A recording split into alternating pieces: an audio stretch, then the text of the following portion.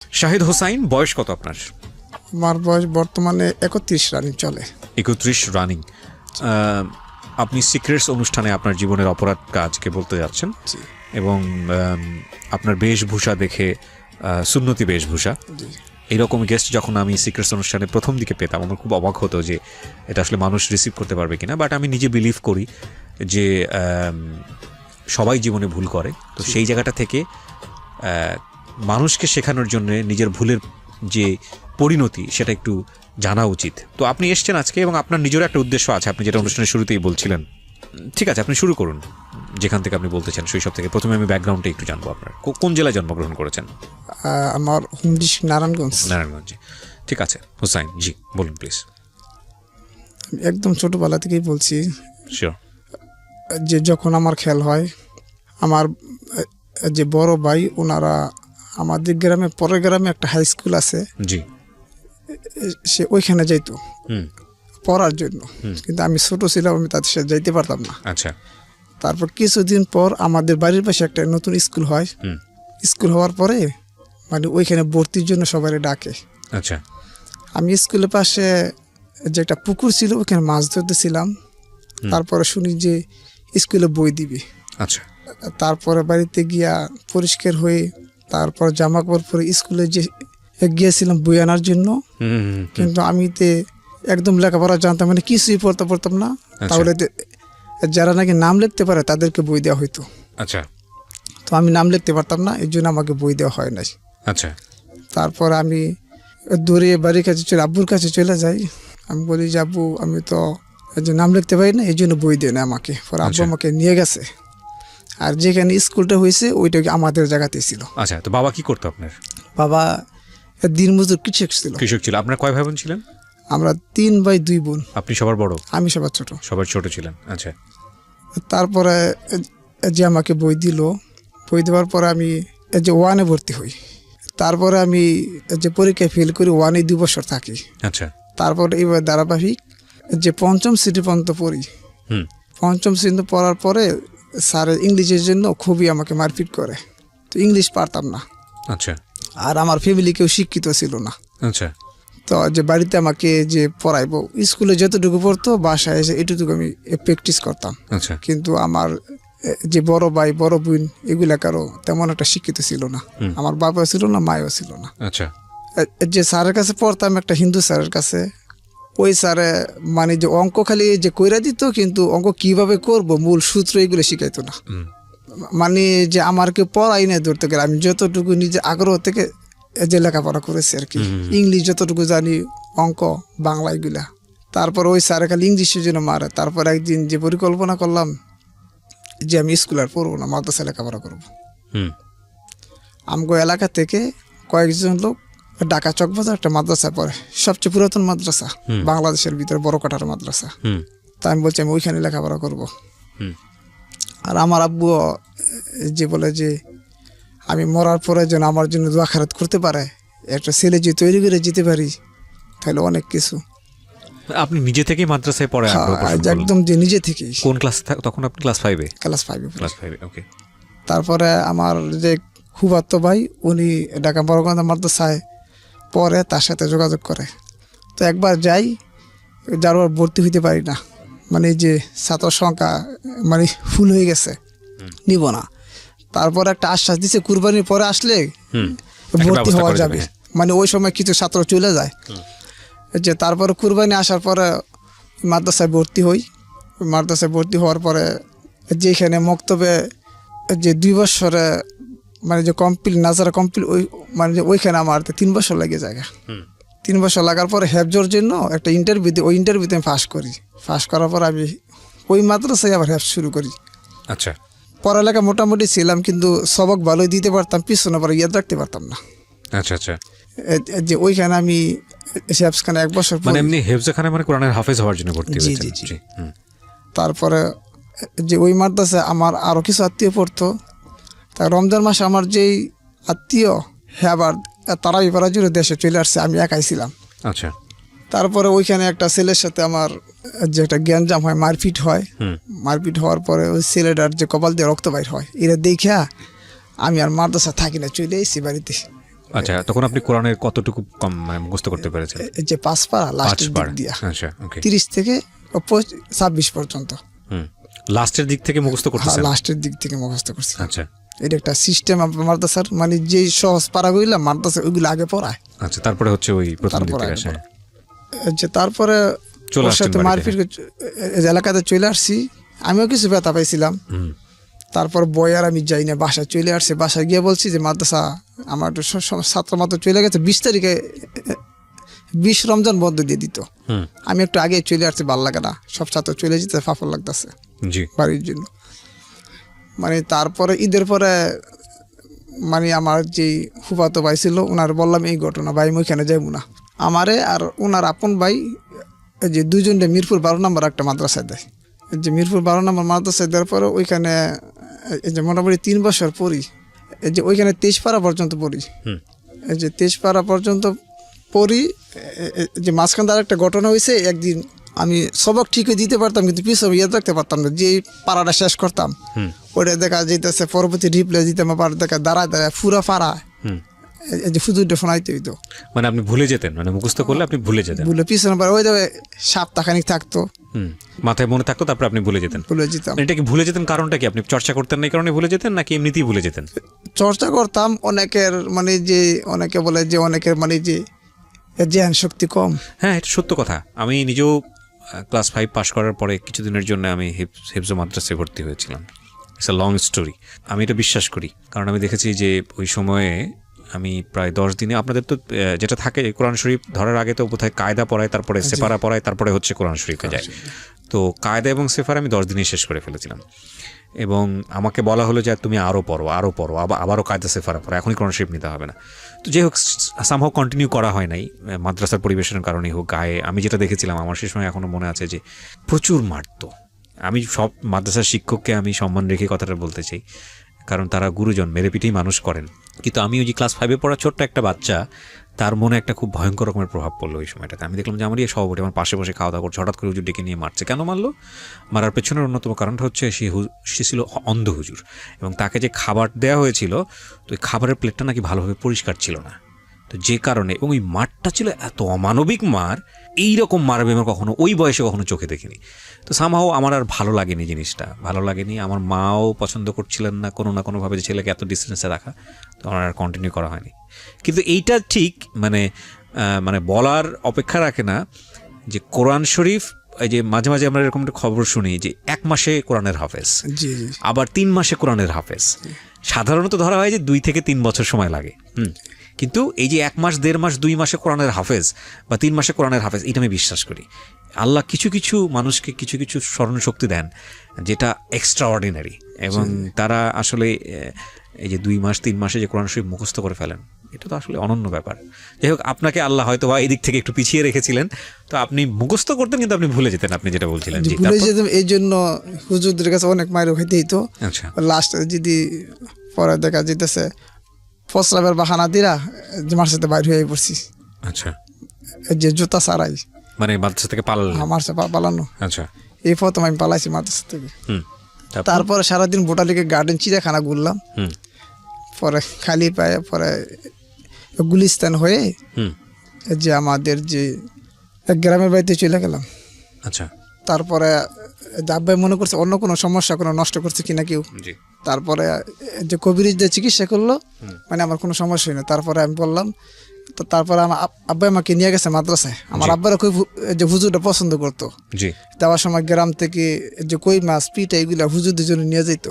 খুবই আমার আব্বার খুব মহব্বত করতো। তো গেছি পরে কিছু বলে নাই, আমি পড়তে থাকতেছি, ওই আবার এই সমস্যা পিছনে ইয়ার থাকে না, আমুকটা শোনাতে পারি না, সবকে মাঝে মধ্যে শোনাতে পারি না। পরে লাস্ট পর্যন্ত আমি যে হুজুরের কাছে পড়ছিলাম, ওই হুজুরে আমাকে ওনার কাছে বাদ দিয়ে কয় তুমি অন্যজনের কাছে শোনাও গিয়া। আরো 3টা হুজুর ছিল, পরে ওনারা বাদ দিয়া একজনের কয়েকদিন শোনালাম, আরেকজনের কয়েকদিন, এরকম করতে করতে করতে এই যে প্রায় বছর শেষ হয়ে গেল। ওইখানে 3 বছর পড়ছি, 3 বছর 23 পারা পর্যন্ত বললাম। তারপর পরের বছর আমার রাখবো না। তো দেখা যাচ্ছে যে হুজুরদের এটা একটা মানে যে আমি মনে ভুল ছিল, যদি আমার গার্জিয়ান ডাইকে যদি সমস্যার কথা যদি বলতো, তাহলে গার্জিয়ানটা ব্যবস্থা নিতে পারতো। তো আমার গার্জিয়ান ততটা কেয়ারফুল ছিল না, মানে ওনারা সাধারণ লোক ছিল মানে যে ওনাদের দোষ আমি দিব না, মানে ওনার দিক থেকে ওনারা মনে করছে আমার ছেলে যা ভালো মনে হয় তাই করবো। আচ্ছা, পরে ওই মাদ্রাসার একটা ছাত্র হাফেজ হয়ে গেছে, হ্যাঁ অন্য একটা মাদ্রাসা আবার গিয়ে ভর্তি হয়েছে, হেরও না করে দিচ্ছে কিছু কিছু ছাত্র যারা একটু উসলিং করবে তাদের না করে দিচ্ছে। আমার শুধু এই যে আমি 3 বছর কিছু করতে পারি নাই, সর্বোচ্চ মানে যে মাদ্রাসা 3 বছর যে একটা ছেলে হাফেজ না হইতে পারে তার মানে যে পরবর্তী সে আর ভালো হাফেজ হইতে পারবো না। আচ্ছা, তো 3 বছরে আপনার কি অবস্থা ছিল, মানে ওই সময় কত পারা মুখস্থ করতে যে পেরেছেন? 3 বছরের মতো 23 পারা পড়ছে আমি। 23 পারা পড়েছেন কিন্তু ভুলে গেছেন? ওদের মাঝখানটা কিছু কিছু আছে, মাঝখানটা কিছু চলে গেছে, আচ্ছা, এরকম আছে। ঠিক আছে, তারপর এই যে তারপরে যে আমি তো এখন তো দেখা যায় আমার হেফজ শেষ করতেইব, তারপরে ওই ছেলের মাধ্যমে আরো লোকের মাধ্যমে মাঝখান দিয়ে এর মধ্যে একটা মানে এই যে একটা কথা রাখি গেছে, এটা আমি আজও তার কোনো সন্ধান পাই নাই। আমার আবার কিছু জিনিসের প্রতি লোভ ছিল খুবই, মানে যে আকর্ষণ জিনিসগুলোর প্রতি। কিরকম? যে ওই মাদ্রাসা কারেন্টের কাজ করছে, কিছু তার স্টোরে ছিল। আচ্ছা, আমার ছোটবেলা থেকে কারেন্ট বিষয়ে একটু ছিল, কৌতূহল ছিল, আগ্রহ ছিল। তারপর ওইখান থেকে আমি 1 কয়েল তার নিয়ে যাই বাসায়। এটা কি পড়া অবস্থায়? মানে পড়া অবস্থায় নাকি যখন আপনি বের হয়ে গেলেন তখন? পড়া অবস্থাতে 1 কয়েল। 1 কয়েল বলতে 1 কয়েল বলতে কি বুঝবো, হিসাবটা কি আসলে? 1 কয়েল বলতে আপনার যে 200 গজ। 200 গজ, আচ্ছা 200 গজ তার আপনি চুরি করলেন? চুরি করলাম এখানে প্রথম জীবনে চুরি করা। না এমনি তো ছোটবেলা দেখা যায় বাড়ির আম চুরি করতাম, জাম চুরি করতাম, বিভিন্ন কিছু এলাকাতে। এটা ওই টুকটাক যেগুলো বাচ্চারা যেটা করে ওইটাকে আমি চুরি বলবো না, ওইটা হয়তো অনেকে শখের মানে না বুঝেই করে আর কি, কিন্তু এটা তো বুঝে শুনেই চুরি করা। আচ্ছা, বুঝি 1 কয়েল তার নিলাম, তারপরে আবার কিছুদিন পরে দেখলাম নতুন তার আনছি, আবার এই যে ওইখান থেকে 1 কয়েল তালা আমি টাঙ্কে রাখছিলাম আমার ট্রাঙ্কে। আচ্ছা, পরে ওই ট্রাঙ্কটা ওই দিনকে রাত্রে গায়েব হয়ে গেছে। 1 কয়েল তার বাড়িতে নিয়েছিলাম, বাড়িতে নিয়ে বিভিন্ন কাজে ব্যবহার করছি। 1 কয়েল তারা নিয়ে আমি টাঙ্কে রাখছিলাম কিছুদিন পরে আবার, কিন্তু ওই তার সহকারে টাঙ্গই গায়েব হয়ে গেছে। ওই টাঙ্গের সন্ধান আর পাইলামই না। তো তারপরে এই মাদ্রাসাতে চলে গেলাম, আমার না করে দিল এই যে মানে যে আমার পুরাতন ছাত্র ভাইদের মাধ্যমে অন্য একটা মাদ্রাসায় ভর্তি, মিরপুর 1 নাম্বার বাস স্ট্যান্ড। এই যে নতুন মাদ্রাসা গেলে পিছনের পড়াগুলো আগে হুজুর দিয়ে শোনাইতে হয়, শোনাইলাম। পরে আবার নতুন সবক নিছি এই টাইমে আবার মাদ্রাসার যে বার্ষিক মাহফিলাই বলছি, মাহফিলের সময় ফাঁকরি দিয়ে দিল আমাকে, হাবেস না, তারপর ফাঁকরি দিয়ে দিল।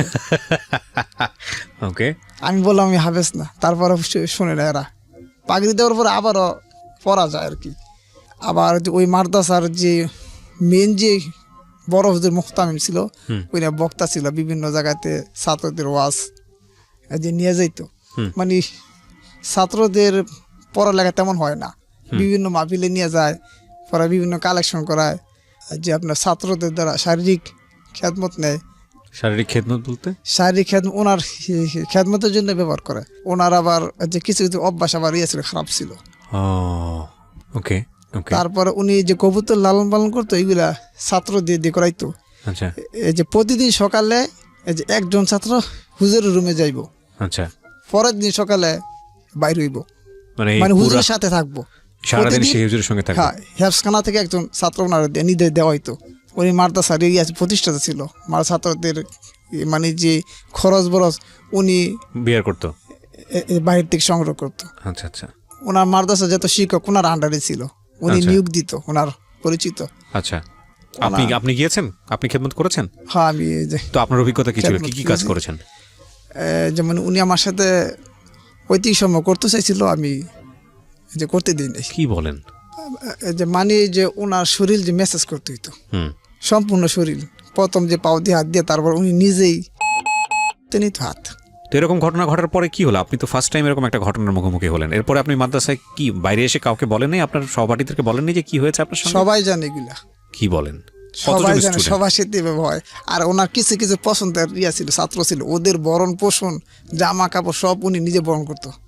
যে উনি ওই লোকটা মারা গেছে, আল্লাহ তাআলা বেহেশত নসিব করুক, মাফ করে দিক। আমরা তো সবসময় এইটাই দোয়া করব, কিন্তু খুব দুঃখজনক না, আমরা পত্রপত্রিকায় মাঝে মাঝে এরকম পাই, আমাদের সোশ্যাল মিডিয়াতে এরকম ঘটনা আসে যে কোনো একজন হুজুরের দ্বারা ওই মাদ্রাসার মানে ছাত্র বলাৎকার, এরকম ঘটনা আমাদের চোখে পড়ে। এতে আসলে মানুষের মনে হয় কি, যেমন ধরেন আপনি আমার সামনে বসে আছেন, তো আপনাকে আমি যদি রাস্তায় দেখি, না জানি না শুনি বুঝি, তো আপনার প্রতি আমার সেন্সটা কি করে করবে? আপনার মুখে দাড়ি, মাথায় টুপি, এটা ধর্মীয় একটা লেবাস, অন্তর থেকে অটোমেটিক্যালি একটা সম্মান আসে না? তো আপনার সম্পর্কে আমার পারসেপশন হবে আপনি অত্যন্ত সম্মানিত একজন মানুষ, আল্লাহওয়ালা একজন মানুষ। কিন্তু এই মানুষটা যখন খুব গর্হিত অন্যায় করে ফেলে, খুব ভয়ঙ্কর রকমের অন্যায় করে ফেলে, তখন হয় কি ওই পারসেপশনের জায়গাটা সমস্ত জায়গাটাই ক্ষতিগ্রস্ত হয় এবং মানুষ তো আসলে এত বাছবিচার করে চিন্তা করে না। হয় কি ধাক্কাটা এসে লাগে সব জায়গাতেই। সেই জায়গাটা থেকে হয় যখন মানে আপনি যেসব প্রতিষ্ঠানে কাজ করছেন তখন আপনার একটা খারাপ রিপুটেশন হয়ে যায়, মানে কিন্তু ওই প্রতিষ্ঠানের গায়ে গিয়েও কিন্তু একটু আঁচাল লাগে। যদি বলেই ভাবে যে ধর্মের যেই ঝান্ডাটা, সেই ঝান্ডাটা যারা বহন করছেন তারা যখন একটা খারাপ কাজ করে ফেলেন তখন এই আঁচটা কোনো না কোনোভাবে ঘুরে ফিরে গিয়ে ওই জায়গাগুলোতে প্রশ্নবিদ্ধ করে ফেলে যে এত প্র্যাকটিসে থাকার পরেও কেন এই মানুষগুলো ভুল করে, এত প্র্যাকটিসে থাকার পরেও কেন এই মানুষের দ্বারা এই ধরনের অন্যায় হয়। তো এখানে একটা কথা আছে, মানুষ যে কেউই ভুল করতে পারে, মানুষ যে কেউই অন্যায় করতে পারে। যুগের পর যুগ ধরে আধুনিক শিক্ষা তো কয়েক বছরের, আমি মনে করি কয়েকশো বছরের ইতিহাস হচ্ছে আধুনিক শিক্ষা, কিন্তু তারও অনেক আগে থেকেই মাদ্রাসা শিক্ষা ব্যবস্থা, এবং এখান থেকে অনেক জ্ঞানী গুণী আলেম, অনেক দার্শনিক, অনেক বড় বড় স্কলাররা বের হয়েছেন। সো উইথ ডিউ রেসপেক্ট, বিষয়টা আসলে মাদ্রাসা কেন্দ্রিক ইস্যু আমরা না করি, বিষয়টা আমরা হুজুর কেন্দ্রিক ইস্যু না করি, আমরা বরং বিষয়টাকে এভাবে নেই যে এটা ওনার ব্যক্তিগত জীবনের ভুল এবং এই ভুলটা এটা ওনার দায়টা ওনারই, এটার এটা প্রতিষ্ঠান কেন্দ্রিক না, ধর্মীয় কেন্দ্রিক না, অন্য কোনো বিষয় না। সো এটা এই কথাটা আসলে যারা মাদ্রাসায় পড়ছেন বা যারা ধর্মীয় বিষয়ে গবেষণা করেন বা যারা হুজুর আছেন, আলেম আছেন, তাদের প্রতি কোনোভাবেই আঘাত না দেওয়া না, আমরা শুধু একটা বিচ্ছিন্ন ঘটনাকে আমরা এখানে ফোকাস করছি, এটাই হচ্ছে বিষয়। জি, তারপর এবার চলতেছি। আমার সাথে সাবেক মাদ্রাসা থেকে 2জন ছাত্র আসছিল, এর মধ্যে একজন ছাত্র যে ওই বড় হুজুর খুব প্রিয় ছিল, তার ওই ছেলে আর আরেকটা ছেলে মিল্লা যে হুজুরের গাড়ি চুরি করছে। আচ্ছা। তো গাড়ি চুরি করার পরে যে বিভিন্ন মামলা মোকদ্দমা গাড়ি উদ্ধার করছে, হেরাও কিছুদিন জেল খাটছিল, জেল জরিমানা শেষ। তো ওই ছেলেটা আসছে দেখা করার জন্য, আসছিল মাদ্রাসায়, মানে মাদ্রাসার আশপাশে। আমি দেখা করার জন্য গেছি, দেখে আমার ডাক দিয়েছে, গেছি। এই জন্য আমার যে হেফসখানার যে শিক্ষক আমাকে খুব যে মারপিট করলে একদম আরও সাথে সাথে বহিষ্কার করে দিল। যে রমজান মাস ছিল, এখন আমি যাম কোথায়, আপনাকে বহিষ্কার করে দিল? আমার বহিষ্কার করে দিল। দেখে বাড়িতে এখনো যেতে পারবো না, তা বাড়িতে যাই নাই, ওরা বহিষ্কার করে দিয়ে হেগলগে আমি আবার যে কন্ট্যাক্ট করি, ওইখান থেকে আমার ভুলের একটু শুরু হয়। যে ওদের সাথে কন্ট্যাক্ট করার পরে কয় সমস্যা নাই, পর আমগুলোকে থাকবি খাবি। হেরা মূলত জুতা চুরি করতো বিভিন্ন মসজিদ থেকে। আচ্ছা। যে প্রথম হেরা আমার কয়েকদিন এগুলো খাওয়াইলো ওদের টাকা দিয়া। তো আপনি থাকতেন কোথায় তাহলে? ওই যে আমি মাদ্রাসা ছাদের উপরে গিয়ে থাকতাম। এই বহিষ্কার করা অবস্থায় রাতের বেলা চুরি করে মাদ্রাসা ছাদের উপর গিয়ে ঘুমাইতেন? থাকতাম। আর দিনের বেলা এদের সাথে মিশে জুতা চুরি করা? আচ্ছা, তারপর কি হলো? তো তারপরে হেরা আমার কয়েকদিন খাওয়াইলো টাইলো। এখন হেরা বলতেছে থাকবি খাবি, টাকা পয়সা লাগবো না, আমরা যে কাম করি যেভাবে কাজ করি কাজ কর। পরে হেরা মানে মিরপুর আশেপাশে বিভিন্ন মসজিদে এরা আমার নিয়ে গেলো, জুতা চুরি করা সিস্টেম শিখাইলো, মানে তারপরে কোন জায়গায় নিয়ে বেচতে শিখাইলো। তো দেখা যেতেছে আমি মানে যে এরম চুরি করতে করতে মানে যে একটু এক্সপার্ট হয়ে গেছি গা। তারপর হেরা আমার প্রতি হিংসা করতে শুরু করছে, আমার তুই যা কামাবি এর অর্ধেক বাক আমাকে দিতেইব। আমি কইছি আমি কামাবো, তোদের জুতা চুরি করতে করতে এক্সপার্ট হয়ে গেছেন। মানে কি করতেন? নামাজ পড়ার মাঝখানে উঠে এসে জুতা চুরি করে বাইরে চলে আসতেন? না, আগে দেখেন নতুন জুতা, বিভিন্ন জুতা, দামি জুতা চিনতাম না, তো হেরা আমার চিনাইছে। অথবা দেখা যেতে কি অজু করতেছে ফলো করতাম, জুতা ভালো হইলে অজুর মাঝখান দিয়ে একটা অজু করতেছে, যে পিছন দিয়ে জুতাগুলো নিয়ে যেতাম। এত তাড়াতাড়ি ডেসপারেটলি নিয়ে নিতেন? অজু করতে কতক্ষণ লাগে? তারপর তো মানুষ পিছনে দেখা যেতে একটা লোক অজু করলে অজুর প্রতি মনস্ক থাকে। আচ্ছা আচ্ছা। যে অন্যদিকে খেয়াল তার কমই থাকে। আচ্ছা। আবার দেখা যেতেছে যে একটা লোক মসজিদে গেছে, নামাজও দাঁড়াইছে, আমি মানে তাকে ফলো করলাম, সে নামাজও দাঁড়াইছে, তার পিছন দিয়ে তার জুতাটি নিয়ে বসতাম। পরে এরম করতে করতে বিভিন্ন জায়গাতে বিভিন্ন মসজিদে সারাদিন সাইরক্ত যে নামাজের টাইমে মানে যে জুতা সংগ্রহ করতাম, এগুলা দেখা রাত্রে সন্ধ্যার পরে নিয়ে যে মিরপুরে 1 নম্বর কোন এক জায়গাতে বিক্রি করতাম। আচ্ছা। পরে করতে করতে কি মানে যে কিছু টাকা, তো 5,000 টাকা জমাইছি আমি। বাড়ি যাওয়া বন্ধ? হ্যাঁ, বাড়ি যাওয়া বন্ধ। পরে ঈদের সময় একবার বাড়ি গেছি। পরে ঈদের সময় বাড়ি যাওয়ার পরে কিছু টাকা নিজে খরচ করছি, বন্ধু বান্ধব দিচ্ছি। বাড়িতে জানতো যে আপনি মাদ্রাসায় পড়তেছেন? মাদ্রাসায় পড়তেছি। তারপরে আমি কই যে ওই মাদ্রাসায় আমি যাইতাম না। পরে যে আমার মেজু ভাইটে বলতেছে তোর যত টাকা পয়সা লাগে আমি দিব, তোর আবার অন্য একটা মাদ্রাসায় ভর্তি করবো। তারপরে আমার আবার কিছু লোক যে ডেমরা মাতুইল একটা মাদ্রাসা আছে, ওই মাদ্রাসায় না আবার আমার ভর্তি করায়। বিগত ওই কাম আমি করি না, বন্ধ করে দিয়েছেন? বন্ধ করি। ঈদের পরে গেছিলাম একবার। ঈদের পরে যাওয়ার পরে মানে যে ঢাকা গেছিলাম, যেহেতু শুরুবেলাতে ঢাকা বাড়িতে ভালো লাগে না, আসছিলাম ঢাকা, আবার ওইখান থেকে কিছু আবার জামা কাপড় বানাইছিলাম ওই টাকা দিয়া, জি 5,000 টাকা ছিল, ওইগুলো নিয়ে আমি আসছিলাম আর অন্য কোনো মাদ্রাসায় ভর্তি হবো। হুম শুটিং দেখার খুব ইচ্ছা ছিল। হুম আমি মসজিদের এক কোনায় এই যে কার্পেটে নিচে 5,000 টাকা কাপড় সলতা রাইখিয়া হুম আমি আপনার শুটিং দেখতে গেছিলাম এফডিসির মধ্যে। আচ্ছা বিএফডিসিতে। হ্যাঁ, এফডিসিতে আইসা দেখি আমার ব্যাগটা কিছু নাই গিয়া, যে সাথে যে 5,000 টাকা ছিল জামা কাপড় কিছুই নেই, না মানে থাকার সব চুরি কারণে হয়ে গেছে। সব চুরি হয়ে গেছে। না তো আবার এ দেশে চলে মানে যে চাইছিলাম মাদ্রাসার কিছু ছাত্র দইরা আমার ভর্তি করা দেওয়া যায় কিনা, পরে একজনের বাসায় 2 দিন ছিলামও, হুম কিন্তু কোনো অবস্থাতে ভর্তি হতে পারলাম না। তারপরে আমি বাড়িতে আছি, আমার ভাই মানে অন্য এক লোকের মাধ্যমে যে মাতইল আবার একটা মাত্র হেফসখানা ভর্তি করা দিল, হুম যে ওইখানে যে আবার ওই মানে যে 1 বছর আবার 30 পারে শুনাইলাম, আর বেশি পড়তে পারলাম না। আচ্ছা যে পড়তে না পারায় ওই বছর কি কম, এখন বাড়িতে জানা আমার হাবেস, দুনো জায়গাতে আমার পাগড়ি দিয়ে দিছি, বাড়িতে জানা হাবেস, এখন তো দেখা বাড়িতে হাবেস হলে দেখা যায় তারাই পড়াই তুইব, আমার তো পিছনে পরে ইয়াদ নাই কি তারাই পড়াম। পরে কি করলো, হুম ওই যে আপনার মিরপুরে ছেলেটা কাকরাইলে এরমের যে ফ্রি খাওয়া থাকা খাওয়ার ব্যবস্থা আছে, আচ্ছা রমজান মাসে ওইখানে চলে এলাম। যে ওইখানে আইসা এরমের যে প্রথমে কিছুদিন থাকলাম, পরে এক লোকের সাথে পরিচয় হইলো, কয় ভাই আমার দেশের থেকে কিছু লোক আসবে, আমার থাকার জায়গা নাই, আপনার সাথে ওইটা আমার থাকতে দেন। থাকতে দিছি, হ্যাঁ সকালবেলা ওইটা ব্যাগটা নিয়ে গেছে গা। ওকে পরে ওইখানে কিছু লোকের সাথে পরিচয় হইলো, একটা লোকের সাথে নোয়াখালী একটা ছেলের সাথে, জি যে ওর মাধ্যমে যে প্রথম নিতে চেয়েছিলেন না হাইকোর্ট মাজার কোরআন খতম বিভিন্ন খতম পড়তাম, সবাই মনে করে আমি হাবেস, যেহেতু 23 পারা পড়ে লেছি, জি আর দেখা যেত বাকি পাড়াগুলো তো দেখা চালু হয়ে গেছে, আমার দেখে পড়তে পারি, সমস্যা হয় না। হুম হুম আর পিছনে পাড়াগুলো তো এমনি পড়তে পারি দেখে, হুম ওইখানে দেখে খতম পড়তে দেখে 500 টাকা পাইতাম আর কোরআন খতম পড়লে একজনের বাগে। হুম ওই যে মাজারে খাদেমরা ওই খতম করলে বিভিন্ন জায়গা থেকে এরা সংগ্রহ করতো, আমাদের দিয়া পড়াইতো, ওরাও ভাগ নিত মোটা অঙ্কের, আমাদেরকে একটু কম ভাগ দিত। আচ্ছা ওইভাবে খতমে খাজা গান, খতমে ইউনুস, বিভিন্ন খতম আর কি। হুম ওইখানে পড়া পরে কিছু টাকা জমাইলাম, কিছু টাকা জমাইয়া যে মাঝখানটা শুনলাম যে আমার যে বোনের ছেলে হয়েছে, হুম পরে তাদের যে বাইরেও যে মেয়ে হয়েছে, আচ্ছা তারপর তাদের জন্য নতুন জামা কাপড় নিয়ে গেলাম। আমি কইছি মোবাইলটা হারাই ফেলাচ্ছি, আপনার বাড়িতে কি জানতো আপনি পড়াশোনা করতেছেন, নাকি বাড়িতে জানতো কি? না না বাড়িতে যে আমি বলছি যে ওই সময় বলছি যে হেরা যেন মারছা কমপ্লিট হয়ে গেছে গা, হে যে তারাবি পড়াচ্ছে। জামাতে তারাই পরে বড় বছর জামাত খানা ভর্তি হইব, আচ্ছা জামাত খানাতে ভর্তি হবে, হ্যাঁ। জামাত খানা ভর্তি হইব। হুম তারপর মোবাইল হারাই যাওয়ার পর তো ঈদের পর বাড়িতেই যাই নাই, হুম ওই যে আপনি যে রমনা পার্কে হাইকোর্ট মাজার কাকরাইল মসজিদ, এই রাতের বেলা কোথায় থাকতেন আপনি? এই যে রাতের বেলা কাকরাইল মসজিদে থাকতাম, মসজিদে থাকতেন, যেখান থেকে তাবলিগ বের হয়। হয়তো তাবলিগ বের হয়। হ্যাঁ তারপরে ওইখান থেকে ওই লোকের সাথে পরিচয় হওয়ার পর হ্যাঁ আবার বাড়িতে চলে আসে, আমার বলে গেছে কই লোকে খতম পড়ো, মানে যে ওই লোকের সাথে খতম পড়তে পড়তে মানে আর একটা লোকের সাথে পরিচয়, ওই ছেলের না ফারুক, পরে এর মাধ্যমে আরও কিছু লোকের সাথে পরিচয় হয়, ওর যে বন্ধু বান্ধব, তার সাথে চলতে চলতে আর একটা ওয়াহিদ নামে একটা ছেলের সাথে পরিচয় হয়। হুম সারা বছর বাড়িতে থেকে রমজান মাস হলে এখানে আই পড়ি, হুম হুম, এই যে বাড়িতে বলি যে ওইখানে যা পড়ালে অফ করে দিছি, আর পরবর্তী তার পড়ি নাই। আচ্ছা তারপরে এগুলা করতে করতে করতে করতে যে মাঝখানটা আমি এই যে কাকরাইল মসজিদের যে বর্তমান মুরব্বী আছে জুবাই সাহেব, ওনার বয়ান শুনি, একদিন বয়ান শুনি না, তার বয়ান শুনে খুব ভালো লাগে। তারপর আমি ওইখান থেকে নিয়ত হই, ও মাঝখানটা ওই যে আপনার যে একটা ছেলের সাথে পরিচয় হইলো হুম নোয়াখালীর, ওই ছেলে বিদেশে চলে গেছে।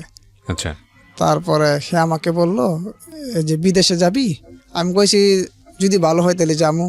আমি আগে পাসপোর্ট তৈরি করছিলাম, বিদেশে চলে যাবো, হুম কিন্তু দেখেছি আমার ভাই একটা ছিল বিদেশে, হ্যাঁ পাসপোর্ট করতে বললো, কিছু টাকা পয়সা পাঠাইছিল, ইলেকট্রিকের কাজ আমি শিখলাম নরসিংদী বিসিকে, হুম 6 মাস একটা কোর্স করলাম। আচ্ছা দেখি ইলেকট্রিক পরে যা ভাই নিতে পারে না, বিভিন্ন জায়গায় পাসপোর্ট দিয়ে উড়াইলে নিতে পারে না। তারপরে ওই লোকে বললো তো কয়টা পাসপোর্ট দে আর তোর মেডিকেল রিপোর্ট যা আছে আনুষঙ্গিক এগুলা দিয়ে, দিছি হয় না, যে প্রায় যে 1 বছর ঘুরলাম। 1 বছর ঘুরার পরে মানে যে কাকরাইল মসজিদে আমরা গিয়ে থাকতাম, মাঝে মধ্যে যাইতাম, অভ্যাস হয়েছে, ওইখানে না গেলে ভালো লাগে না। রমনা পার্কে হাইকোর্ট মাজার, তারপরে যে মাওলানা জুবাই সাহেব বয়ান শুনে ভালো লাগলো, আমি কইছি যে আমার তো বিদেশের বাবা হয়ে না, দাদাকে চিল্লাই যাই গিয়া। হুম যে পরে এক চিল্লার জন্য গেছি, ওই দক্ষিণাঞ্চলে জেলাটার নাম মনে হইতেছে না আমার। ঠিক আছে, বলেন, সমস্যা নেই, জেলা ইজ নট ফ্যাক্ট। যে তারপরে ওইখান থেকে এক চিল্লা দেওয়া আসার পরে যে আমির সাহেব আমার তশকিল করলো, এক চিল্লা দিয়ে পালাইছো, 3টা চিল্লা দিয়ে দেবো একসাথে। আচ্ছা, মানে তারপর আমিও নিজের দিকে আবার যে আমার আব্বার জমি বেচার টাকা আমার অ্যাকাউন্টে ছিল, হুম। ওইখান থেকে আমি যে মনির চাপন খরচ করতাম। জমি বেচার টাকা আপনার অ্যাকাউন্টে ছিল বলতে আপনার বাবার নামে কোনো অ্যাকাউন্ট ছিল না? না, অ্যাকাউন্ট ছিল না, আপনার নামে করেছে? আমার নামে করছিলাম অ্যাকাউন্ট। আচ্ছা, করে কত টাকা ছিল জমির? ওইখানে 4 লক্ষ টাকা ছিল। ওইখান থেকে তুলে তুলে নিজের ইচ্ছা মতো খরচ করতেন? নিজের ইচ্ছা খরচ করতাম। আচ্ছা। তো বাবা কিছু বলতো না, মাঝে মধ্যে যে গালাগালি করতো, কয় টাকাগুলো সুদ খেলে গিয়া তোর বিদেশের জন্য রাখছিলাম। ও ওকে। তারপরে ওইখান থেকে উঠে চিল্লা দিলাম, যখন 10-12 হাজার টাকা আছে। তারপর বাড়িতে আসলাম, দেশে 12টা হয় না। হুম। তারপর আবার রমজান মাস চলে এলো, এখন কি করবো, চিল্লা দিয়ে 3 চিল্লা দিয়ে আইসা যে বাড়িতে এর তাবলিগের কাজের সাথে এর জড়াই গেছি গা। মানে যেখানে নামাজ টামাজ পড়ি, যেখানে তাবলিগের অনুষ্ঠান ওইখানে যাই, মসজিদে পার এলাকার লোকদের নিয়ে বিভিন্ন মসজিদে যায় তাবলিগে। আচ্ছা। মানে এই কাজের সাথে একদম জড়াই গেছি গা। এই মাঝে মধ্যে যাইতাম, চিল্লা দেওয়া আসার পরে যে মাদ্রাসায় হাইকোর্ট মাঝে খতমটা ছেড়ে দিছি। আচ্ছা। ওইটা পড়ি না। আচ্ছা। ওই যে কাকলা মসজিদে থাকা অবস্থায় একটা ছেলে ছিল সিলেটের আব্দুল্লাহ, হুম। ওই ছেলের সাথে পরিচয়। ওই ছেলেদের মানে খারাপ কাজ করতো, এটা জানতাম না আমি। খারাপ কাজ বলতে? খারাপ কাজ বলতে ওর মাধ্যমে এগুলো সৃষ্টি হয়েছে, তাবলিগ জামাতের টাকা পয়সা চুরি করা। আচ্ছা। আমি জানতাম না এগুলা করে। যে পরের বছর রমজান মাসে আমি যে কাকরাইলা আসি, কাকরাইলা এসে ফারুক নামে ছেলের ফোন দেই, ফারুক চিল্লা মিল্লা দিয়ে এলাম যে বেকার আছি, যে কোনো একটা যদি একটা কাজ কোনো বার করে দিতা তাহলে আমার জন্য ভালো হইতো। পরে হ্যাঁ আমার একটা মসজিদে নিয়ে গেল। আচ্ছা। ওই চৌধুরী বাড়ি। ফারুক আবার কাকলা মসজিদে পড়তো, ওয়াহিদ হাই কাকরাইলে পড়ছিল। জি। এগুলো একদম বিচ্ছিন্ন হয়ে গেছে গা। ওই মসজিদের মুয়াজ্জিনগিরি করে হের কাছে নিয়ে গেল। নিয়ে গেল, ওইখানে আমি ছিলাম রমজান মাস। যে রমজান মাসে ছিলাম ওইখানতে মোটামুটি হাত দিয়ে সহকারে 2000 টাকা মসজিদে, হাত দিয়ে যে 5000 টাকা পাইলাম। শেষ ওইখানে ওহিদ আবার ছেলেদের সাথে অপকর্ম করতো। একদিন রমজান মাসে অপকর্ম করতে যায় এক ছেলের সাথে, মহল্লার ছেলের সাথে, ছোট বাচ্চার সাথে। তারপর আমি কিছু বলি নাই এগুলা। তারপর ওইখান থেকে রমজান মাস চলে আসি। ওইখানকার যে আমার কাজ দেখা মসজিদ কমিটিরা আমাকে রাখতে বলছিল, থাকতে বলছিল। আমি কই না, এখানে থাকলে দেখা যাইতেছে দাওয়াত তাবলীগের কাজ করতে পারবো না, আমি দেশে চলে যাই। এবার দেশে চলে গেলে সংসারে কাজ টাজ করি, এভাবে চলতেছে। তার পরের বছর আবার আসি আমি। এই যে মাঝখানটা শুনি ওই লোকের চাকরি ছেড়ে দিছি, যে ওয়াহিদ কি করে চাউলের ব্যবসা করে, আমাকে একটা কাজের ব্যবস্থা করে দেন, বেকার আছি। হয় না, এগুলো তোমরা পারতা না। যে পরবর্তীতে জানি হ্যাঁ, মানে যে ঢাকার একজন গুড ফাদারের সাথে ইয়ারবা ব্যবসা করে। যে পরবর্তীতে গেছি, পরের বছর গেছি, পরে মানে হেরা একদম বাসায় গেছি। হেরা কয়েকটা লোক এরা অপকর্ম করতো, কাকরাইলতে টাকা পয়সা চুরি করতো, যে শুধু ওয়াহিদে ইয়াবার ব্যবসা করতো।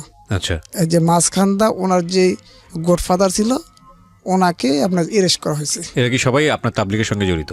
জি। আচ্ছা। সবাই তাবলিগের সাথে জড়িত। তারপরে অনেক দিন হ্যাঁ আপনার ইয়া ছিল, দূরে দূরে ছিল। হ্যাঁ আমার কাছে মানে যে প্রকাশ করতো না, হ্যাঁ যে আপনার ইয়াবার ব্যবসা করে।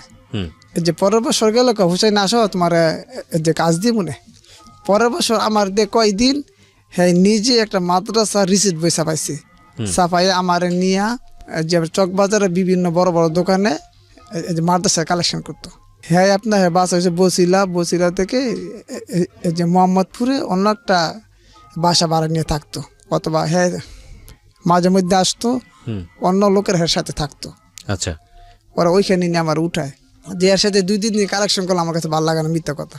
পরে যে আরো যে ছেলেপিলে ছিল হেরা কাকরাই লেগে আর যে মোবাইল চুরি করা শুরু করছে, করে অলরেডি, কিন্তু আমি কই না। আমি মাঝখানটা আরো বিরোধিতা করতাম, এই যে তোরা এগুলো কি করস, তাবলিগের লোকগুলো এত কষ্ট করে দেশে টাকা পয়সা নিয়ে আসে, মোবাইল যোগাযোগের এগুলো তারা চুরি করে নেস। ওদের সাথে আপনি জানতেন কিন্তু আপনি তখনও ইনভলভ ছিলেন না? বলছিলাম না। কিন্তু দেখা যেতেছে মাঝখানটা ওনার যে কালেকশনটা তেমন হয় না, মানুষে ততটা কি মানে যে গুরুত্ব দেয় না। পরিচিত লোকের কাছে গেলে কই তোমার মাদ্রাসা বিভিন্ন আসে, পরে আমার কাছে ভালো লাগলো এটা। তারপরে ওনার বাসায় ছিলাম, হেরা সবাই আমাকে খাইতে গেলে একসাথে যে নিয়ে যেত। ওয়াহিদ উনি আমারে মানে আস্তে আস্তে তৈরি করতেছে, কয় তুমি এগুলো করো, হেরা করতেছে মোটা অঙ্কের টাকা পয়সা কামাইতে পারবা। আমি বলছি এগুলো বাবা আমি পারবো না। পরে আমার সাথে নিয়ে গেল 2-3টা, যে মোহাম্মদপুর তো কাকরাইল, আমরা কিভাবে করি তুমি এগুলো দেখো।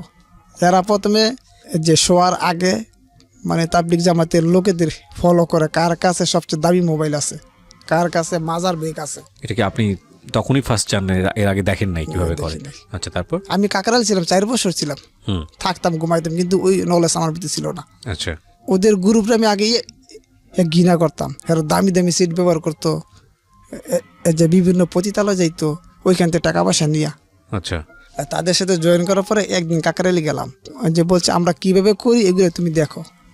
পরে এরা দেখলাম যে প্রথমে শোয়ার আগে ফলো করে লোকদেরকে, কার কাছে দামি মোবাইল আছে, যে অ্যান্ড্রয়েড মোবাইল আছে, আইফোন আছে, বিভিন্ন আরো যত মোবাইল আছে এগুলা ফলো করে, দামি সিট ফলো করে। আর মাজার ব্যাগ কেউ দেখে অনেক সময় থেকে টাকা গুনে ঘুমানোর আগে ওইগুলা ফলো করে, কোন জায়গায় রাখে। রাত্রে যখন গভীর হয়ে যায় 2টা-3টা, ওই সময় হেরা এগুলা করার জন্য নামে। যে থাকে পাহারা থাকে, তারপরও এগুলা চুরি করতে পারে। ওই দেখা যেতেছে যে লোকের কাছে ফলো করতে, ওই লোকের বেডিং এর পাশে নামাজও দাঁড়াইছে, নামাজও দাঁড়ায় শেষ দিয়ে গিয়া ওইগুলা আতায়। যদি একদম ব্যাগের ভিতরে রাখে, এই ব্যাগটা হইলো সামানা, যেটা বলে আমাদের শোয়ার জন্য একটা বেডিং আছে তাবলিগের, ওই সামানা কি করে ওর সাথে বেলের থাকে, ওই বেলের দিয়ে বালিশের এখান থেকে কাইটটা ওইগুলো বাইর করে ফেলায়। আচ্ছা, পরে দেখা যেতেছে আরো বিভিন্ন বাহানা করে, দেখা যেতেছে ওইখানে বসে পানি খায়, দেখা গোসল করে এসে মনে করতেছে হের বেডিং, এটা বুঝাইতেছে। আচ্ছা, মানে এমন ভাব ধরে যে মানে কিছুই হয়নি, এগুলো সবকিছু কিছু হয় না আসলে, কিন্তু ওইখানে টাকা পয়সা নিয়ে যাচ্ছে গা। আবার দেখ ব্যাগ ফলো করে ব্যাগের ভিতরে রাখছে কিনা, তাই ওই ব্যাগগুলা সরাই ফেলে ওইখান থেকে, সরাই কাপড় চাপড় যা টাকা পয়সা আছে এগুলো ব্যাগও বাইর করে লইয়ে পড়ে। আবার দেখা যায় ব্যাগ বাইর করতে না পারলে তেমন দামি কোনো জিনিস নেই, তাই টাকা পয়সা মোবাইল এগুলো নিয়ে যে ব্যাগটা এক সাইডে ফেলাতে পারে। আচ্ছা, এই যে মানে যারা যেভাবে শিখিয়ে দিছে, অনেক সময় দেখ পাঞ্জাবি পাড়াই, বেডিং এ পাড়াই, আচ্ছা, মোবাইল টোবাইল টাকা পয়সা মানি ব্যাগ আছে কিনা। আচ্ছা, ওই দেখা পাও পাড়াইলে বড় হইলে মনে করি এখানে কিছু একটা আছে, কিছু একটা আছে। পাশে একজনে নতুন মনে হয় জানে না, ঘুমানোর আগে বুঝলে দেয়, অনেক নতুন সাথে এসে জানেও না, ওই এখানে সব আল্লাহ কেরা চুরি করবো। আচ্ছা, আচ্ছা, আর আমরা তো দেখা যায় মাদ্রাসার লেবাস আমাদের আছে, সন্দেহ করার কোনো উপায় নেই, কোনো কেউ সন্দেহ করবে না, সন্দেহ করবো না। আরো দেখা যাইতেছে এগুলো যারা করে হেরা, বা অনেকে আবার এই যে কাকরার মাদ্রাসায় পড়ছে, ওদেরকে আরো সন্দেহ করবো না। পরে আমি একটা প্রথম দিন নিছি, ওই ব্যাগটা যে আমি ঘুমের বাহানা কইরা আমারটা খুলে বেলাইছি, জামা আমি শুয়ে রয়েছে পাশের থেকে, ওই জামাটা আমি কান্দে করে নিয়ে বাথরুমে গেছি। পরে বাথরুমে গিয়ে খুললাম, খুইলা 3000 টাকা পাইলে একটা মোবাইল পেলাম, এই ফার্স্ট আমার এটা। পরে যে একটা লোক আমার ধরছে পরে শুল কাবা শুরু করতেছে, আমি বলছি আমি যে প্রস্রাব করতে গেছি। পরে ওই লোকে যদি আমার ফকটা হাত দিত, তাইলে দেখা যেতেছে মোবাইল টাকা পয়সা পেয়ে ওই দিকে আর আমি ধরা কিনে। এভাবে কিছুদিন করতে থাকি পরে এই কি সিস্টেমে ওরা যে সিস্টেম আর শিখাই দিছে, যে কিছুদিন করার পরে তারপরে একদিন একটা বাচ্চা ছেলে আইছে স্কুলে পরে তাবলিগ করতে, আর আমি ফলো করি নাই, কিন্তু দেখা যেতেছে ফাড়া দিছে, পরে ব্যাগ লাগছে আর টাকা পয়সা মোবাইলে ছিল। ওই ছেলেটার ব্যাগে ছিল 3000 টাকা আর একটা যে নোকিয়া সেট ছিল, ওইটা ওই সেটটা নেওয়ার পরে ওই ছেলেটা কিভাবে কাঁদছে, চোখের সামনে দেখতেছিলেন? চোখের সামনে দেখছি পরবর্তীতে আইসা, এখন আমি দিতেও পারতাছি না। খারাপ লাগতেছিল না ওই সময়? খুব খারাপ লাগতেছিল। তা ওদের পরিচিত কিছু লোক ছিল গুলিস্তান স্টেডিয়াম মার্কেট, ওদের কাছে সেল দিত, মানে এই সেলফোনগুলা, পুরানো সেলফোনগুলা। তারপরে কিছুদিন পরে সকালবেলা ফজরের নামাজ পড়া অনেকে ঘুমায় থাকে, বয়ান টয়ান শুন না, তো যেহেতু একটা পাঞ্জাবি আমি কি হাত দিছি, পরে আমার দৌড়া লেছে। ওইখান থেকে আবার কিছুক্ষণ আগে মোবাইল চুরি হয়েছে। আমি তো মানে আমি ওটা জানতাম না, ওদের আমার গুরুর মধ্যে থেকে 7-8 জন লোক ছিল, কারা কোন থেকে ইয়ে করছে ওইটা আমার জানা ছিল না। তারপর আমি ওইখানে যে অন্যতনের একটা পাঞ্জাবি হাত দিছি, পরে আমার দৌড়ে ফেলাইছি, দৌড়ে যে যাব না পারছি। আবার সাথে আমার সাথে 2-3টা মোবাইল পাইছে, আর 20,000 টাকা পাইছিল। মানে যে আমাকে ইচ্ছা পর্যন্ত দোলাই দিছে, যে যাব না পারছে কোনো দোলাই। মানে যে এই পাগুলা, আমি এখনো পাগুলা ফুলে আছে, গজারের লাডি থাকে, ওই লাডিতে পাগুলা বাইরেছে। জীবনের প্রথম ধরা খেলেন? এবং জীবনে প্রথম ধরা খাইলাম, আমার জীবনে ফার্স্ট আমি যে কঠিন মার খেলাম। এর আগে মায়ের কখনো খাই নাই। আমার আব্বাই তো আমার কখনো মারতই না, ওই মা একটু ছোটোবেলা শাসন করতে মারতেছে না গেলে, সকালে মক্তবে না গেলে, আর কেউ মারতো না। কয় যে তোর লগে কে আছে, নাম কই এরা চিনেন একটা। পরে ওই ঈদ আমি বলছি আমার ভাই লাগে, হের বাসা হইলো মোহাম্মদপুরে। জি, পরে আপনি মারা থেকে ছাড়া পেলেন কিভাবে? সারা আমি তো সেন্সিল হয়ে গেছি গিয়া। সেন্সিল হওয়ার পরে হের আমার সুই দিছে আর কিছু ট্যাবলেট খাওয়াইছে, মানে একবারে সেন্স আমি হারতে পারি না। ডাক্তার কাছে নিয়ে গেছে? এই যে ওইখানে ডাক্তার থাকে, ও ওকে। মানে যে তাবলিগের সাথী বেরোবেন তো অনেক মানে ডাক্তার আছে, একটা মানে রুম আছে ওইখানে তাবলিগ জামাতে সাথীদের যদি প্রাথমিক চিকিৎসা দেয়, ওইখানে নিয়ে আমার প্রাথমিক চিকিৎসা দিল। আর কই তুই যাবি কোথায়? পরে ওইখান থেকে আমি মোহাম্মদপুর যাব, যে আমার একটা রিক্সার মধ্যে উড়াই দিল। রিক্সা উড়াই দিছে, পরে মোহাম্মদপুর যাওয়ার আগেই হেরা আমার গাড়ির মধ্যে দেখছে, মানে যে আমি গাড়ি থেকে সেন্সলে ভরে যেতেছি গা, হেরা আমার দেখছে রোডে থাকতে। আমি যখন ধরা খাইতে শুনছি হেরা বাসায় থেকে আউট হয়ে গেছে সবাই। অতবার দেখে আমি আবার নিয়ে যেতে পারি বাসায়, এই জন্য হেরা আর কেউ বাসায় নাই। তো হেরা আমার দেখা দরাদরি করে বাসায় নিছে, বাসায় নিয়ে যে ওহিদে বেকার, হের কোনো কাম নাই। ওহিদ ওদের যার মসজিদে চাকরি করছি, বলেন কি ফ্রেন্ড সার্কেলের মধ্যে একজন, যে মসজিদে তার আন্ডার গিয়ে চাকরি করছিলাম। আচ্ছা আচ্ছা, ওকে। যে পরে আমার অ্যাকাউন্টে বেশ কিছু টাকা জমা হয়ে গেছিলো, 20-30 হাজারের মতো, আরও যার উপরে ছিল। ডাচ বাংলাতে অ্যাকাউন্ট ছিল। ওই যে আমার যে কাকলা মসজিদের ডেবিট কার্ড, মোবাইল টোবাইল এগুলো সব রেখে দিছিল। যে আমি মনে করলাম না ব্যাংকটা মনে হয়, মানে যে ব্যাংকে গিয়া আমার নামে কোনো কমপ্লেন করবো, তারপরে ব্যাংকে খবর লই দেখি আমার নামে কোনো যে কমপ্লেন হয় না, ওই টাকাগুলো নিতে পারি না। ওই টাকাগুলো পড়তে পড়তে উঠে ফেলাই। এই যে আমার মোবাইল আবার ছিল বিকাশ না, হ্যাঁ বিকাশ করা ছিল, বিকাশও কিছু টাকা ছিল, ওইগুলো উড়ে আমি চিকিৎসা করছি। মায়ের খাওয়ার 1 সপ্তাহ আগে বাড়িতে গিয়া আমি কিছু টাকা আবার দিয়েছিলাম মায়ের, বিভিন্ন মানে যে আত্মীয়, বাড়ির আত্মীয় হেগর কিছু টাকা পয়সা দিয়েছিলাম আমার ওই টাকা থেকেই, চুরির টাকা থেকেই। 1 সপ্তাহ পরে আবার আইসি এদিকে, আইয়া তো ধরা খাই মায়ের খেলাম। মায়ের খাইয়া মোহাম্মদপুরে ওহিদে আমার কিছু চিকিৎসা করাইলো প্রাথমিক অবস্থা, মানে ওই যে সামনে ঈদ এসে পড়ছে।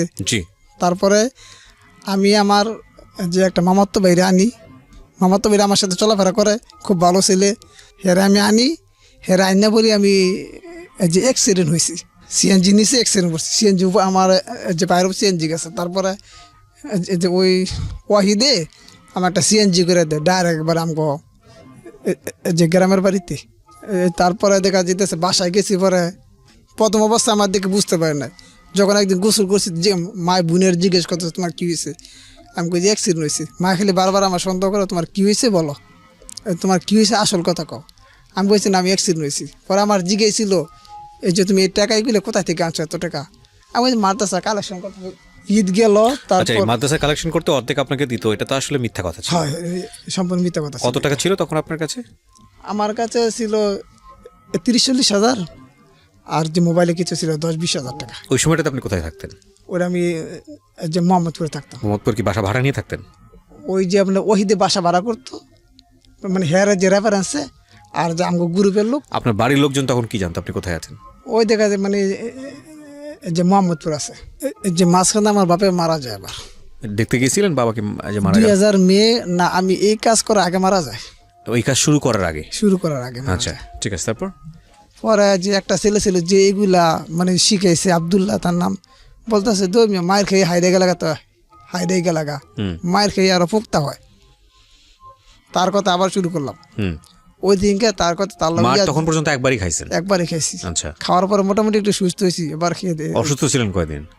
অসুস্থ ছিলাম প্রায় 10-15 দিন। মানে কেমন মারছিল?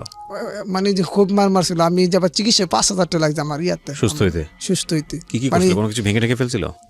আমি এই যে মনে করছি হাড়গুলো ভেঙে হাঁটতে পারতাম না। কি দিয়ে বাইরে এসে? এই যে আপনার বাঁশ দিয়ে বাইরে এসে আর গজারের লাঠি দিয়ে বাইরে এসে।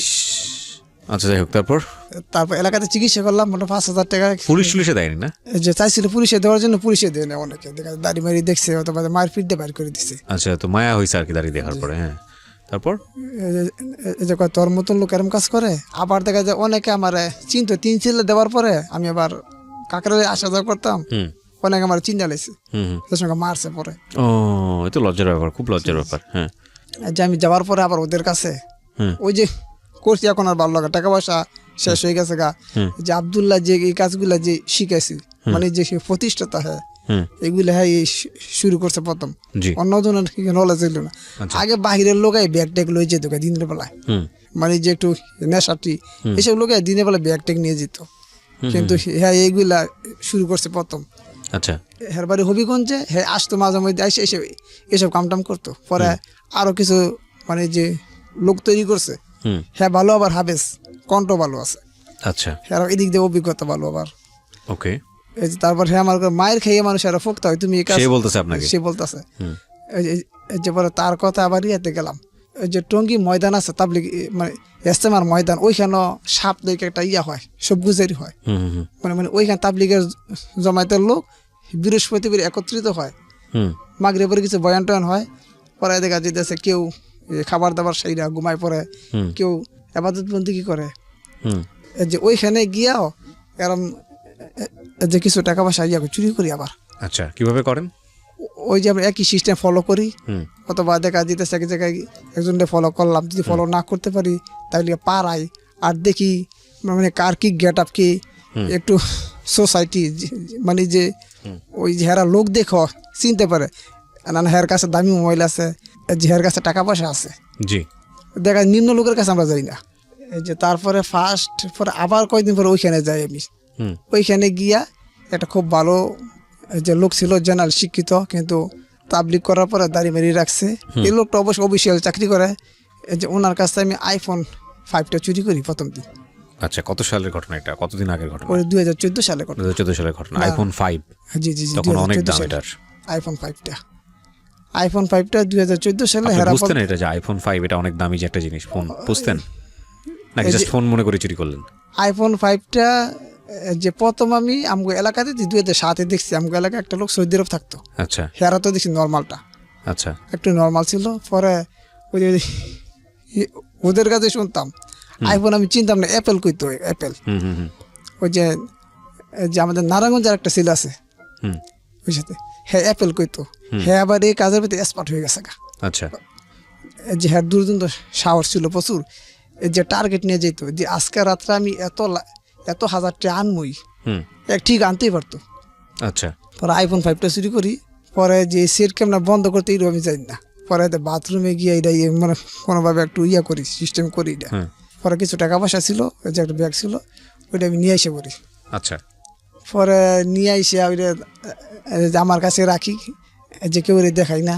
পরে দেখা যেতেছে মানে ইংলিশ না পারলো, মানে যে সেট আতাইতে চালাইতে একটা আমার একটা অভিজ্ঞতা হয়ে গেছে গা। ওই জায়গাতে রিয়েস্টার্ট মারছি আমি। রিয়েস্টার্ট মারার পরে যে ওনার যে কন্ট্যাক্ট নাম্বারগুলো কাইটে ফেলাইছি, কাইটে ফেলার পরে যে আমি আবার এটা যে একবার সিমও লাগাইছিলাম আমি আইফোনটাতে। মানে আপনি নিজে নিজে ইউজ করা শুরু করছেন? নিজে নিজে কতদিন ইউজ করছি। তারপরে বলতেছে এগুলা দেখ নিজে নিজে ইউজ করা ঠিক না। আচ্ছা। এগুলা আমাদের দূরে ফেলা। কে বলছে এটা? এইটা আমার লোকজন, গ্রুপের কতজন ছিল আপনাদের গ্রুপে?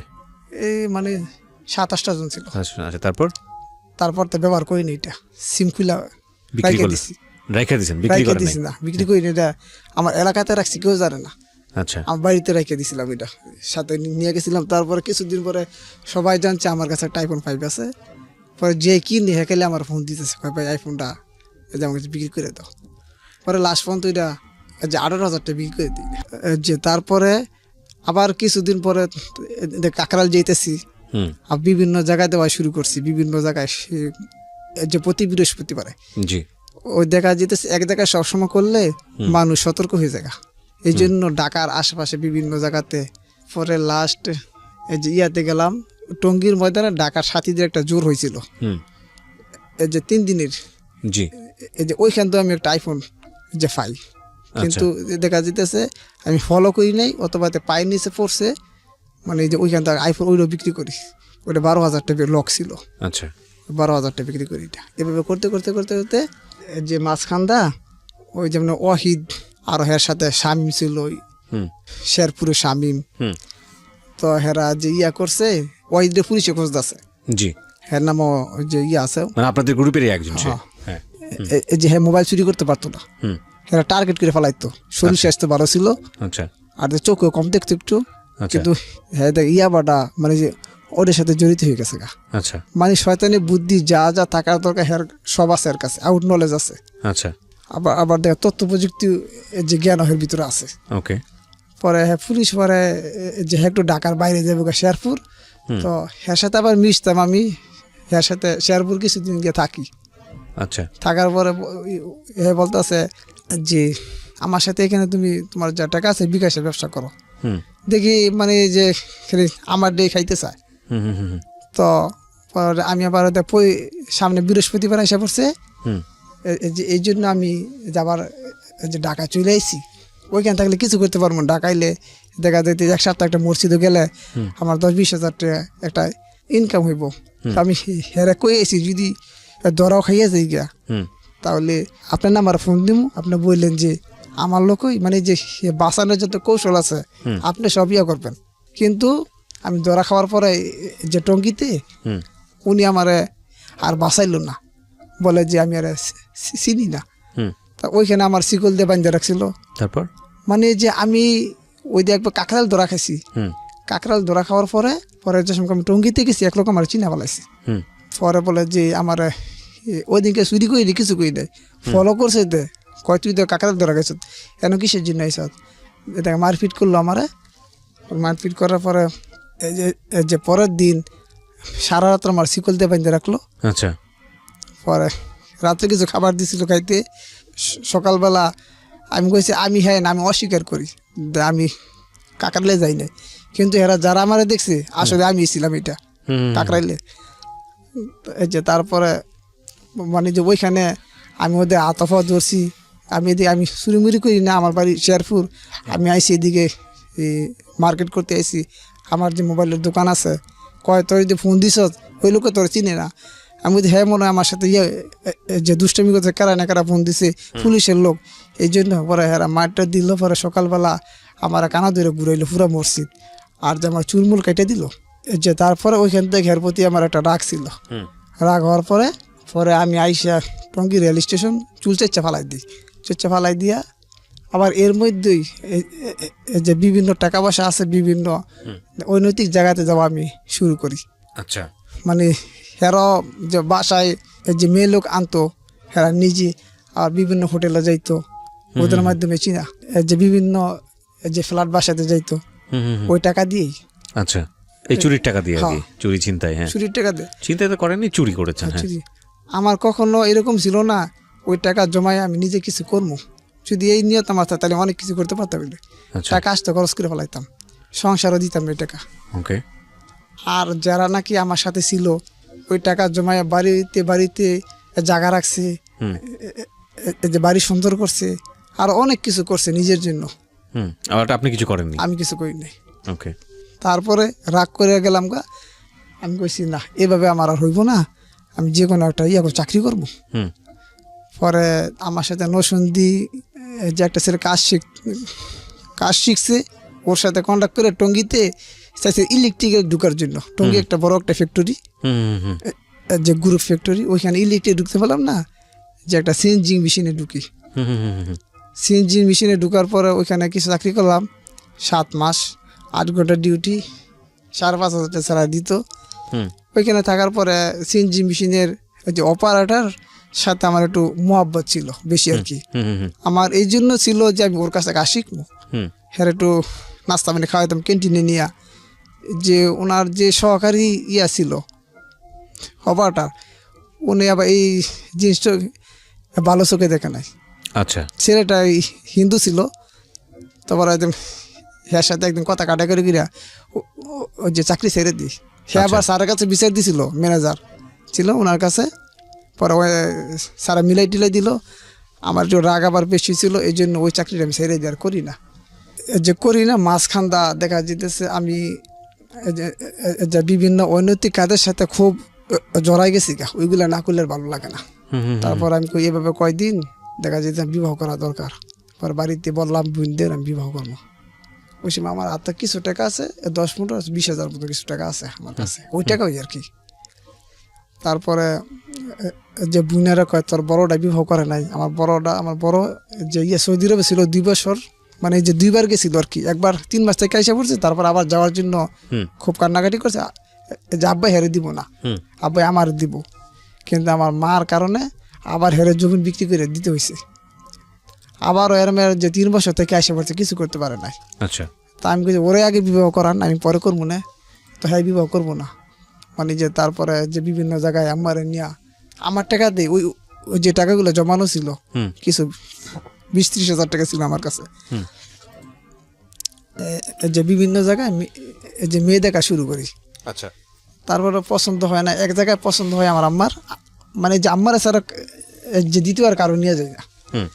তো ওই মেয়েটা মানে যে কলেজে লেখাপড়া করতো, কিন্তু আবার তার বাড়ির অবস্থা খুবই ভালো ছিল, আর মানে যে ওনার যে বডি ফিটনেস খুব ভালো ছিল, স্বাস্থ্য ছিল আমার, মানে যে আমার সাথে মিসিং হয় না, আমার তো ওসা লম্বা, স্বাস্থ্য ভালো। তো আমার মার পছন্দ হয়েছে, আমি বলছি না আমার পছন্দ হয় না। মানে আমগো যে বাড়ির কন্ডিশন ওদের বাড়ি এক না, আমি কইছে টিনের ঘর আর ওনাদের হচ্ছে বিল্ডিং, আমার এই জিনিসটা ভালো লাগলো না। তারপর ওইখানে আমি এই যে রাজি হই নাই। তারপর আমাদের বাড়িতে আমার বাস্তির জন্য যে একটা ঘটক আসছে, উনি আমাকে দেখা মানে ওনার ভালো লাগছে। পরে আমার ভাবিদের চাস্তো ভাবিদের জিজ্ঞেস করতেছে এই ছেলেটা কে, হুজুর কে? পরে আমার ভাবি বলতেছে আমার দেবর, যে বিবাহ শাদী করবো। কয় বিবাহ মেয়ে তো দেখতেছে, আপনাকে থাকলে দেখান। ওই যে উনি আমার যে বললো মাদ্রাসা লেখাপড়া করে, এটা ওই মেয়েও একটা হুজুর ছেলে বিস্তারিতেছে, হুজুর ছেলে বিবাহ করবো, কিন্তু ওনার দিয়ে শালি হয় সম্পর্কে আমাকে এটা বলে নাই। আচ্ছা, যে তারপরে ওনার সাথে কন্ট্যাক্ট করে তো একদিন যে দেখার একটা ডেট হইলো। আমার মা আবার চিনে মেয়ের আগে থেকেই, মানে যে আমাকে দুই সম্পর্কে খালাতো মিল লাগে, আমি চিনতাম না। আচ্ছা, তারপরে যে আমার যে চাস্তো ভাবির আমি নিয়ে গেছি, চাস্তো ভাবি হয় আবার দেখে বোন হয়, আমার আব্বা আবার উকিল হয়েছে চাস্তো ভাই বিবার মধ্যে, ওনার সাথে একটু ক্লোজ, ওনারই নিয়ে গেলাম। যাক দেখে মেয়েকে আমার যে মোটামুটি যে পছন্দ হইলো। পরে যে ওদের কাছ থেকে কোনো ইয়া পাইতেছি না, হা না কিছু পাইতেছি না, অন্য একটা লোকের দ্বারা ইয়া করলাম। পরে বলে হেরা যে পরবর্তীতে জানাইবো। পরে ওনার সাথে যোগাযোগ করে পরে বলছে যে আমাদের পছন্দ হয়েছে। আমি বলছি তাহলে যে মেয়ের কন্ট্যাক্ট নাম্বার, তো ওনার সাথে আমি একটু সরাসরি কথা বলবো, মানে যে মোবাইলে কথা বলবো। তো এর সাথে মোবাইলে কথা বললাম, যে আমার সম্পর্কে জানলো, এর সম্পর্কে জানলাম। পরে দেখা যেতেছে মানে যে দুজনের মধ্যে একটা ভালো লাগা তৈরি হয়েছে। তারপরে যে উনি যে এদিক দিয়ে আমার মায়ের রাজি না, মায়ের বলতেছে মেয়ে কালো, অন্য জায়গাতে মেয়ে দেখছি, কিন্তু দেখো অন্যদিকে এই মেয়েটা আমাকে সবচেয়ে ভালো লাগছে বেশি। আচ্ছা, এই যে তারপরে এই যে আমার বোনেরা কইতেছে তোমার যেন পছন্দ ওইখানে, আমার সবাই মহব্বত করতো, সবাই যে তুমি করে ডাকতো ভাই বোনেরা সবাই। পরে যে একদিন ডেট হয়, যে এখন তো মায়ে দেখা রাজি হইতেছে না, তার বোনেরা রাজি করাইছে। পরে একদিন ডেট হয়, যে ওই মেয়েরা মুরব্বীরা দেখতে যাবে, আমার মুরব্বীরা কথাবার্তা বলবে। আচ্ছা, তো এর মধ্যে আমিও কিছু কথা বলে ফেলাইছি, আমার কোনো চাওয়া পাওয়া কিছু নাই গিয়া, খালি যে মুরব্বীরে গিয়ে আমি ডেট আনবো, আর যদি 30,000 টাকা কাবিন দিতে হইব, ওইটা আমি সাথে সাথে দিয়ে দেবো। আচ্ছা, আমার যে ইচ্ছে ছিল আমাদের যে আঁকা বিরিদ, মানে যে আমার যে যাদের সে উঠা বছর চলাফেরা করি, সবাই বলতেছে যে মানে যে কম টাকার ভিতরে একটা আছে, খায়ের বরকত আছে, এটা সাথে সাথে আদায় করে যত কমটা দেওয়া যায় ওইটার মধ্যে ততই ভালো আছে। তো আমার ভিতরে ওই জিনিসটা যে কাজ করছে, শ্বশুর বাড়িতে কোনো আমি যৌতুক নিব না। আমি এই যে মেয়ের আগে বলে রাখছি, আমার কোনো যে চাওয়া পাওয়া কিছু নেই, আর আমার কাবিন দিতে হবে 30,000 টাকা দিলে আমি এই যে রাজি আছি। পরে মেয়ে রাজি, মেয়ের দুলাভাই রাজি আছে, মেয়ের দুলাভাইও হুজুর টাইপের ওই। পরে হেরা রাজি, কিন্তু মেয়ের বাপ রাজি না। মেয়ের আমার চেয়ে ভালো ভালো জায়গাতে ঘর আসছে, যে মেয়ে মানে যে মাদ্রাসা লেখাপড়া করছে, আমি সঙ্গে বিবাহ করি, ওই সময় সে ডিগ্রি কমপ্লিট করছিল। আচ্ছা, মানে যে আলিয়া মার্সার থেকে ফাজেল পাস করছিল। মানে যে তারপরে এখন আমার ওয়াইফের আমার সাথে বিবাহ হওয়ার ইচ্ছা শুধু ওয়াইফ একাই ছিল, আর কেউ ছিল না। আমার ওয়াইফের রাজি দেখেই আমাদের বিবাহটা হয়। আচ্ছা, এই যে মানে ওই দিনকে মুরব্বীরা বলছে না আজকেই বিবাহ। ওকে, মানে যে তারপরে আমাকে ফোন দিল আমার ওয়াইফে, ওই সময় তো ওয়াইফ হয় নাই, বলে যে আমার মোবাইলে কিছু টাকা দেন। আমি আমার মোবাইলে বিকাশ করা ছিল, ওইখান থেকে আমি 200 টাকা তাকে ফ্লাক্সি করে দিই। সে তার যে এই ক্লাসমেট সবার মানে যে দাওয়াত করলো। পরে আমিও যে আমার যে বড় দুলাভাইকে নিয়ে মার্কেট করতে গেছি। মার্কেট করতে গেছে ওদের বাসায় যেতে যেতে বাজছে 8টা-9টা বাজছে। পরে তারপরে যে ওই দিনকে বিবাহ হয়ে গেল। পরে যে বিভিন্ন আনুষ্ঠানিকতা সারতে সারতে রাত বাজছে 1টা। আমাদের পাশের গ্রামে ছিল, এক আচ্ছা। গ্রাম পরে। পরে আমরা তো গাড়ি নিয়ে যাইনি, আমি এই যে অটো নিয়ে গেছিলাম। হুম। তারপরে এই যে ওদের পক্ষ থেকে একটা অটো গাড়ি দিয়া আমাদের বাড়িতে আসার জন্য ব্যবস্থা করে দিছে। হুম। তারপরে এই যে বিবাহ শাদী করলাম, ওই দিক দিয়ে আমার চাকরি নেই। আমার এক রিলেটিভ যে নারায়ণগঞ্জ শহরে, উনি একটা গার্মেন্টস মার্কেটিংয়ে চাকরি করতে পারতাম। তারপরে আচ্ছা। ওই চাকরিটা চলে যাওয়ার পরে উনি পার্টনার নিয়ে নিজেই যে সাবকন্টাকে হুম। যে ব্যবসা করে। আমার টঙ্গিতে থাকা অবস্থা একটা অফার দিছিল। ওনার যে বড় ভাইটা যে অসুস্থ ছিল, ওনার বড় ভাইকে নিয়ে আমি ঢাকা মেডিকেল যে বঙ্গবন্ধু শেখ মুজিবুর হসপিটাল দৌড়াদৌড়ি করছিলাম। ওই ইয়া থেকে উনি আমাকে যে অন্য চোখে দেখতো, আগে থেকে দেখতো, মানে আচ্ছা। খুব কাছের আত্মীয়। আচ্ছা আচ্ছা। তারপর আমার অফার করছিল টঙ্গিতে থাকতে, হুম। 7,000 টাকা বেতন করেছিল। আমি কই এখানে 5,000 টাকা 8 ঘন্টা পাই, ওখানে 12 ঘন্টা ডিউটি। তারপর আইলাম না করে দিলাম। তার বিবাহের পরে আর কোনো চাকরি নেই, খালি আমার ওয়াইফে জানে, আর কেউ জানে না। যে শ্বশুর বাড়ি আর কেউ জানে না। তারপর আমি আবার এই যে আমার রিলেটিভের সাথে ইয়ে করে কন্ট্যাক্ট করি। উনি আমার বলতেছে যে তুই কি আসতে পারে, থাকবি কিনা এটা আগে তুই শিওর হ। হুম। যদি চাকরি করতেছে তোর চাকরি 100% ঠিক আছে। যে আমি জানুয়ারির 2 তারিখে বিবাহ করি, ফেব্রুয়ারি 1 তারিখে চাকরিতে জয়েন দিই। কত সালে এটা? এটা 2015-তে। 2015 সালে। তখন কি আপনি এই ধরনের কাজের মধ্যে আছেন না ছেড়ে দিয়েছেন? অল্প অল্প আছি, অল্প অল্প বলতে চুরি করার মধ্যে? হ্যাঁ। চুরি করার মধ্যে অল্প অল্প। ওই যে তখন আপনার মানে ইনকাম কি ছিল? চাকরিতে জয়েন করলেন এরপরে? চাকরিতে জয়েন আচ্ছা। করলাম। ওই হ্যাঁ। চাকরির ফাঁকে ফাঁকে হুম। বৃহস্পতিবারে বিভিন্ন মার কাজে যাইতাম, ওদের সাথে যে কন্ট্যাক্ট করিয়া যে নারায়ণগঞ্জ মার কাজও যাইতাম। নারায়ণগঞ্জ বড় মার কাজ আছে হুম। তাবলিগ জামাতের, ওই মার কাজও যেতাম। ওইখান থেকে দেখা যাইতেছে বৃহস্পতিবার হইলে দেখা 2-3 হাজার টাকা 5,000 টাকা এরম আসতো আর কি। তো মানে যেদিন থেকে বাড়িতে প্রোগ্রাম ছিল বৃহস্পতিবার যাওয়ার, হুম। ওই যে অনেক সময় বাড়িতে চলে যেতাম, ফাঁকে ফাঁকে যে মন চাইলে করতাম। আচ্ছা। পরে তারপরে ওইখানে বেশ 1-1.5 বছর চাকরি করি। চাকরি করার পরে হুম। যে আমাদের পার্টির সাথে আমার একটা গ্যাঞ্জাম হয়েছিল, ওইটা নিয়ে স্যারের কাছে কমপ্লেন করছিল।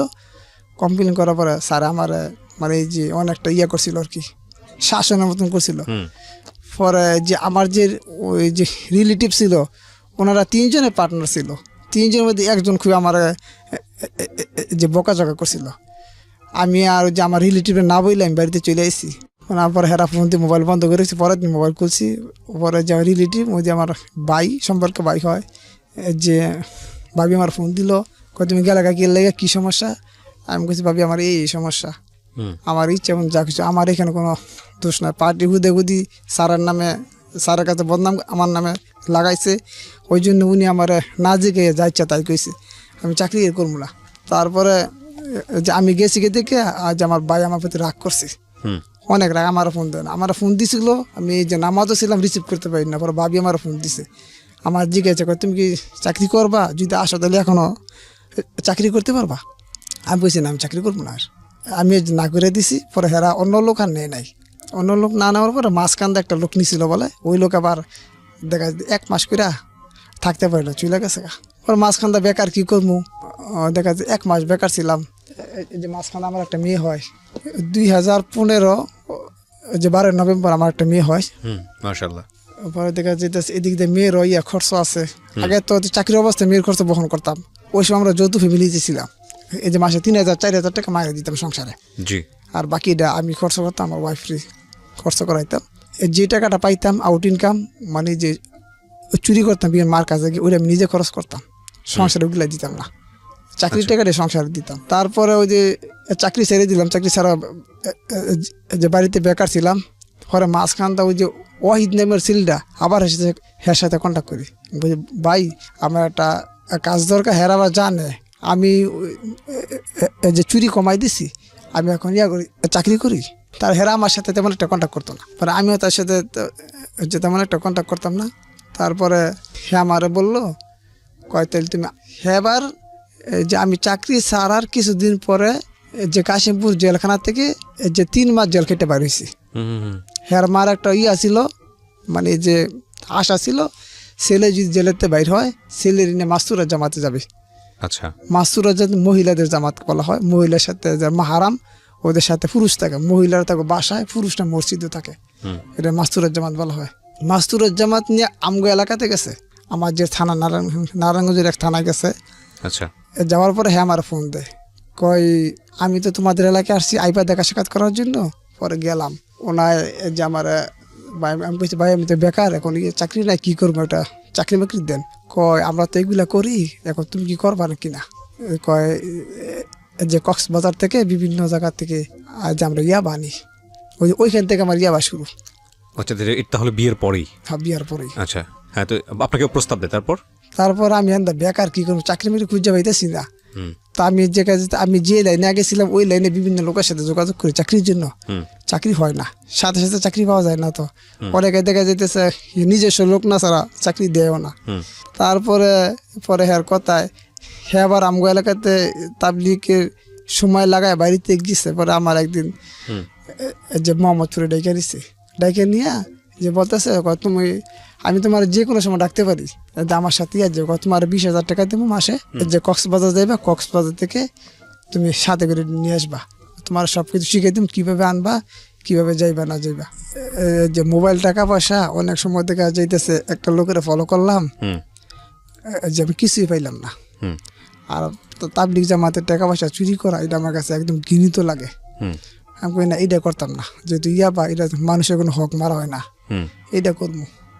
পরে হ্যাঁ আপনার কাছে মনে হয়েছে যে ইয়াবা দিয়ে মানুষের হক মারা হয় না, মানে এটা আপনি মনে করেছেন, নিজেকে বুঝিয়েছেন? আমি যা মনে করছি আর কি। আর দেখা যাইতেছে তাবলিগ জামার টাকা পয়সা চুরি করলে ওই লোকটা তাবলিগে যাওয়া থেকে বঞ্চিত হয়। হ্যাঁ, গুরুত্বপূর্ণ জিনিস আমরা আইডি কার্ড, যে ব্যাগ, ন্যাশনাল আইডি কার্ড ব্যাগে থাকতো, তা গুরুত্বপূর্ণ আরো কাগজপত্র থাকতো, ব্যাগ থাকতো, মোবাইল নাম্বার থাকতো, এগুলো সব ইডিকে ফেলাই দিতাম, সিম খুলে ফেলাই দিতাম। যে ব্যাগ ট্যাগ যে রাস্তা ফেলাই দিতাম, আইডি কার্ড বাথরুমে ফেলাই দিতাম, মানে কোনো প্রেয়ার করতাম না।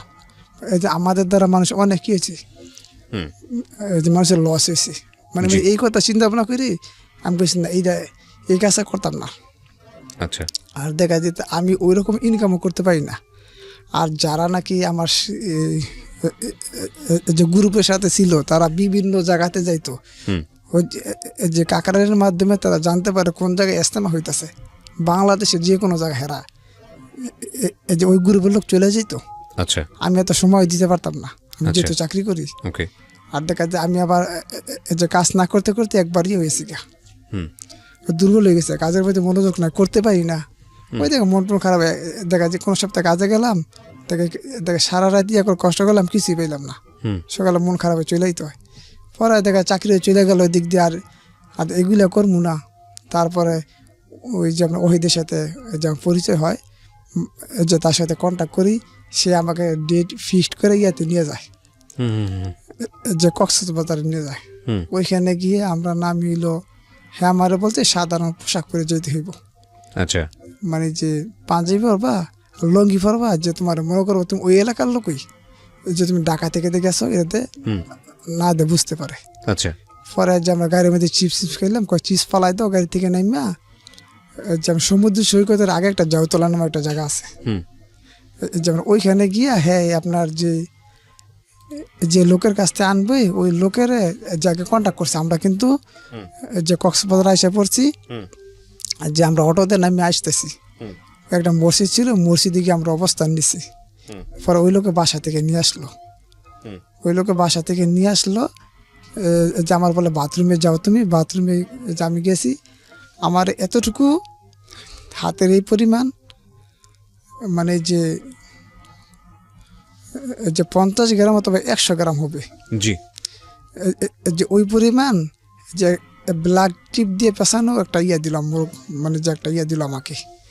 পরে বইটা তুমি যে 2 রানের মাঝখানে ওই যে সাদা ব্লাড টিপ দিয়ে পেছাইলাম এটা। আচ্ছা, আমিও নিলাম, ওই যে আমার লোক ওয়াহিদ হ্যাঁ নিল। যে পরে আমরা একসাথে টিকিট কাটি নাই, আমি টিকিট কাটছি, আমারটা আমি কাটছি, রোডটা ওই কাটছি, যেমন বুঝতে না পারে দুজনে একসাথে। আমার কাছে একটা দিছে, আমার তো বেশি হয়ে নিচ্ছে। আচ্ছা, পরে যে আমরা যে বাসুরি, আমি সিট পাইছি সামনে, আর ওই সিট পাইছে পরে, হে একটু দূরে থেকে উঠছে, যে পরের স্ট্যান্ড থেকে।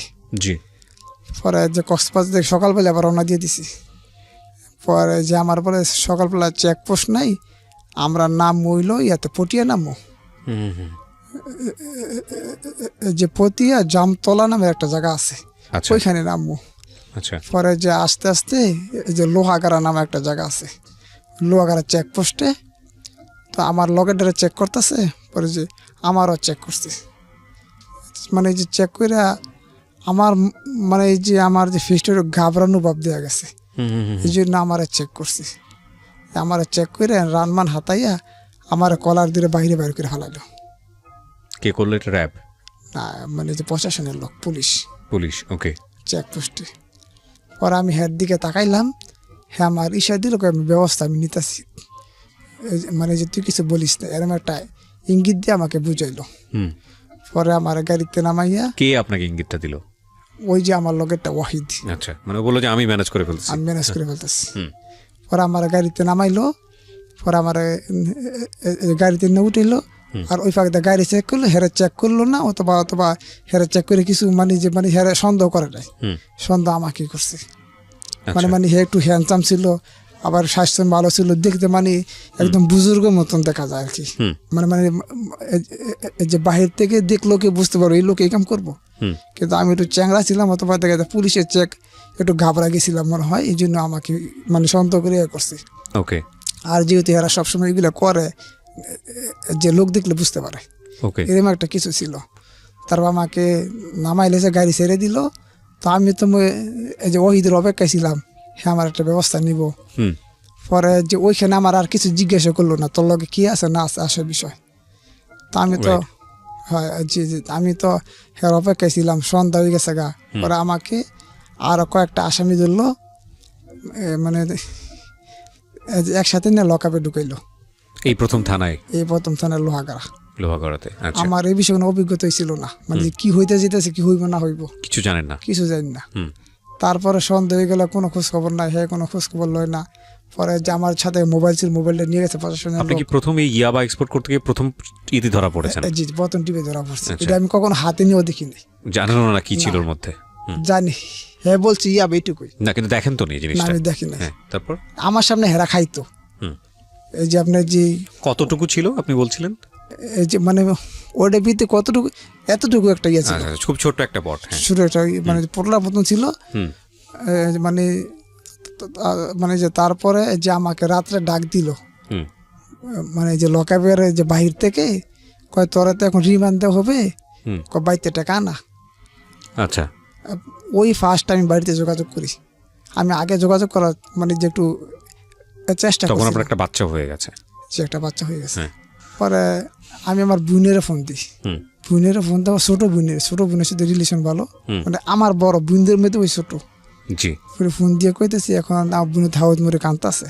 কাঁদতে পারে আমার চাস্তো একটা আছে, হ্যাঁ একটু ভালো টাইপের, হুম। হ্যাঁ জানাই বিষয়টা। পরে হ্যাঁ জানানোর পরে পুলিশকে যে রিমান্ড কাটানোর জন্য সাথে সাথে 1500 টাকা অথবা 2000 টাকা ইয়ে করে বিকাশ করে দেয়। হুম। বিকাশ করে দেওয়ার পরে আমার আর কিছু কয় না। ও মানে যে সময় কেস লেখে আমার ডাকদানি ছিল, হুম। মানে যে এসআই। হুম। পরে আমি ডাকার পরিচয় দিয়ে দিই, মানে যে পরিচয় দিয়েছিলাম ইয়ারই প্রথম। আচ্ছা। পরে মিথ্যা কথা বলার পরে আমার কয়েকটা বাড়ি দিছিল লাঠি দিয়া। পরে মানে যে যে আমার কেস লেখছিল, হ্যাঁ। পরে আমার কথা আবার কিছু আটকে যায় দিকে, যে মনে করছে আমি আরো কিছু লুকোচুরি করতেছি, আমার আরো মারলো এখানে। হ্যাঁ হ্যাঁ হ্যাঁ। পরে আমার কেস লিখে ফেলাইলো। আচ্ছা। পরে যে আমার ওই যে আমার চাস্তো ভাই কিছু টাকা দিছিল আমাকে দেওয়ার জন্য, খাওয়ার জন্য, হুম। এ টাকা কিছু দিয়ে নাই। ওই যে যার টাকা দিচ্ছে পুলিশে নিয়ে গেছে গা। যে পরের দিন বিকেলে আমাকে যে কোর্টে চালান করে দিছে। আচ্ছা। যে কোর্টে চালান করে দেওয়ার পরে পরে যে আমি যে লকআপে চলে গেছি, কোর্টের লকআপে, তো একটা উকিল এসে আমার নাম ধরে, বাপের নাম ধরে ডাকতেছে, কইছে আমি।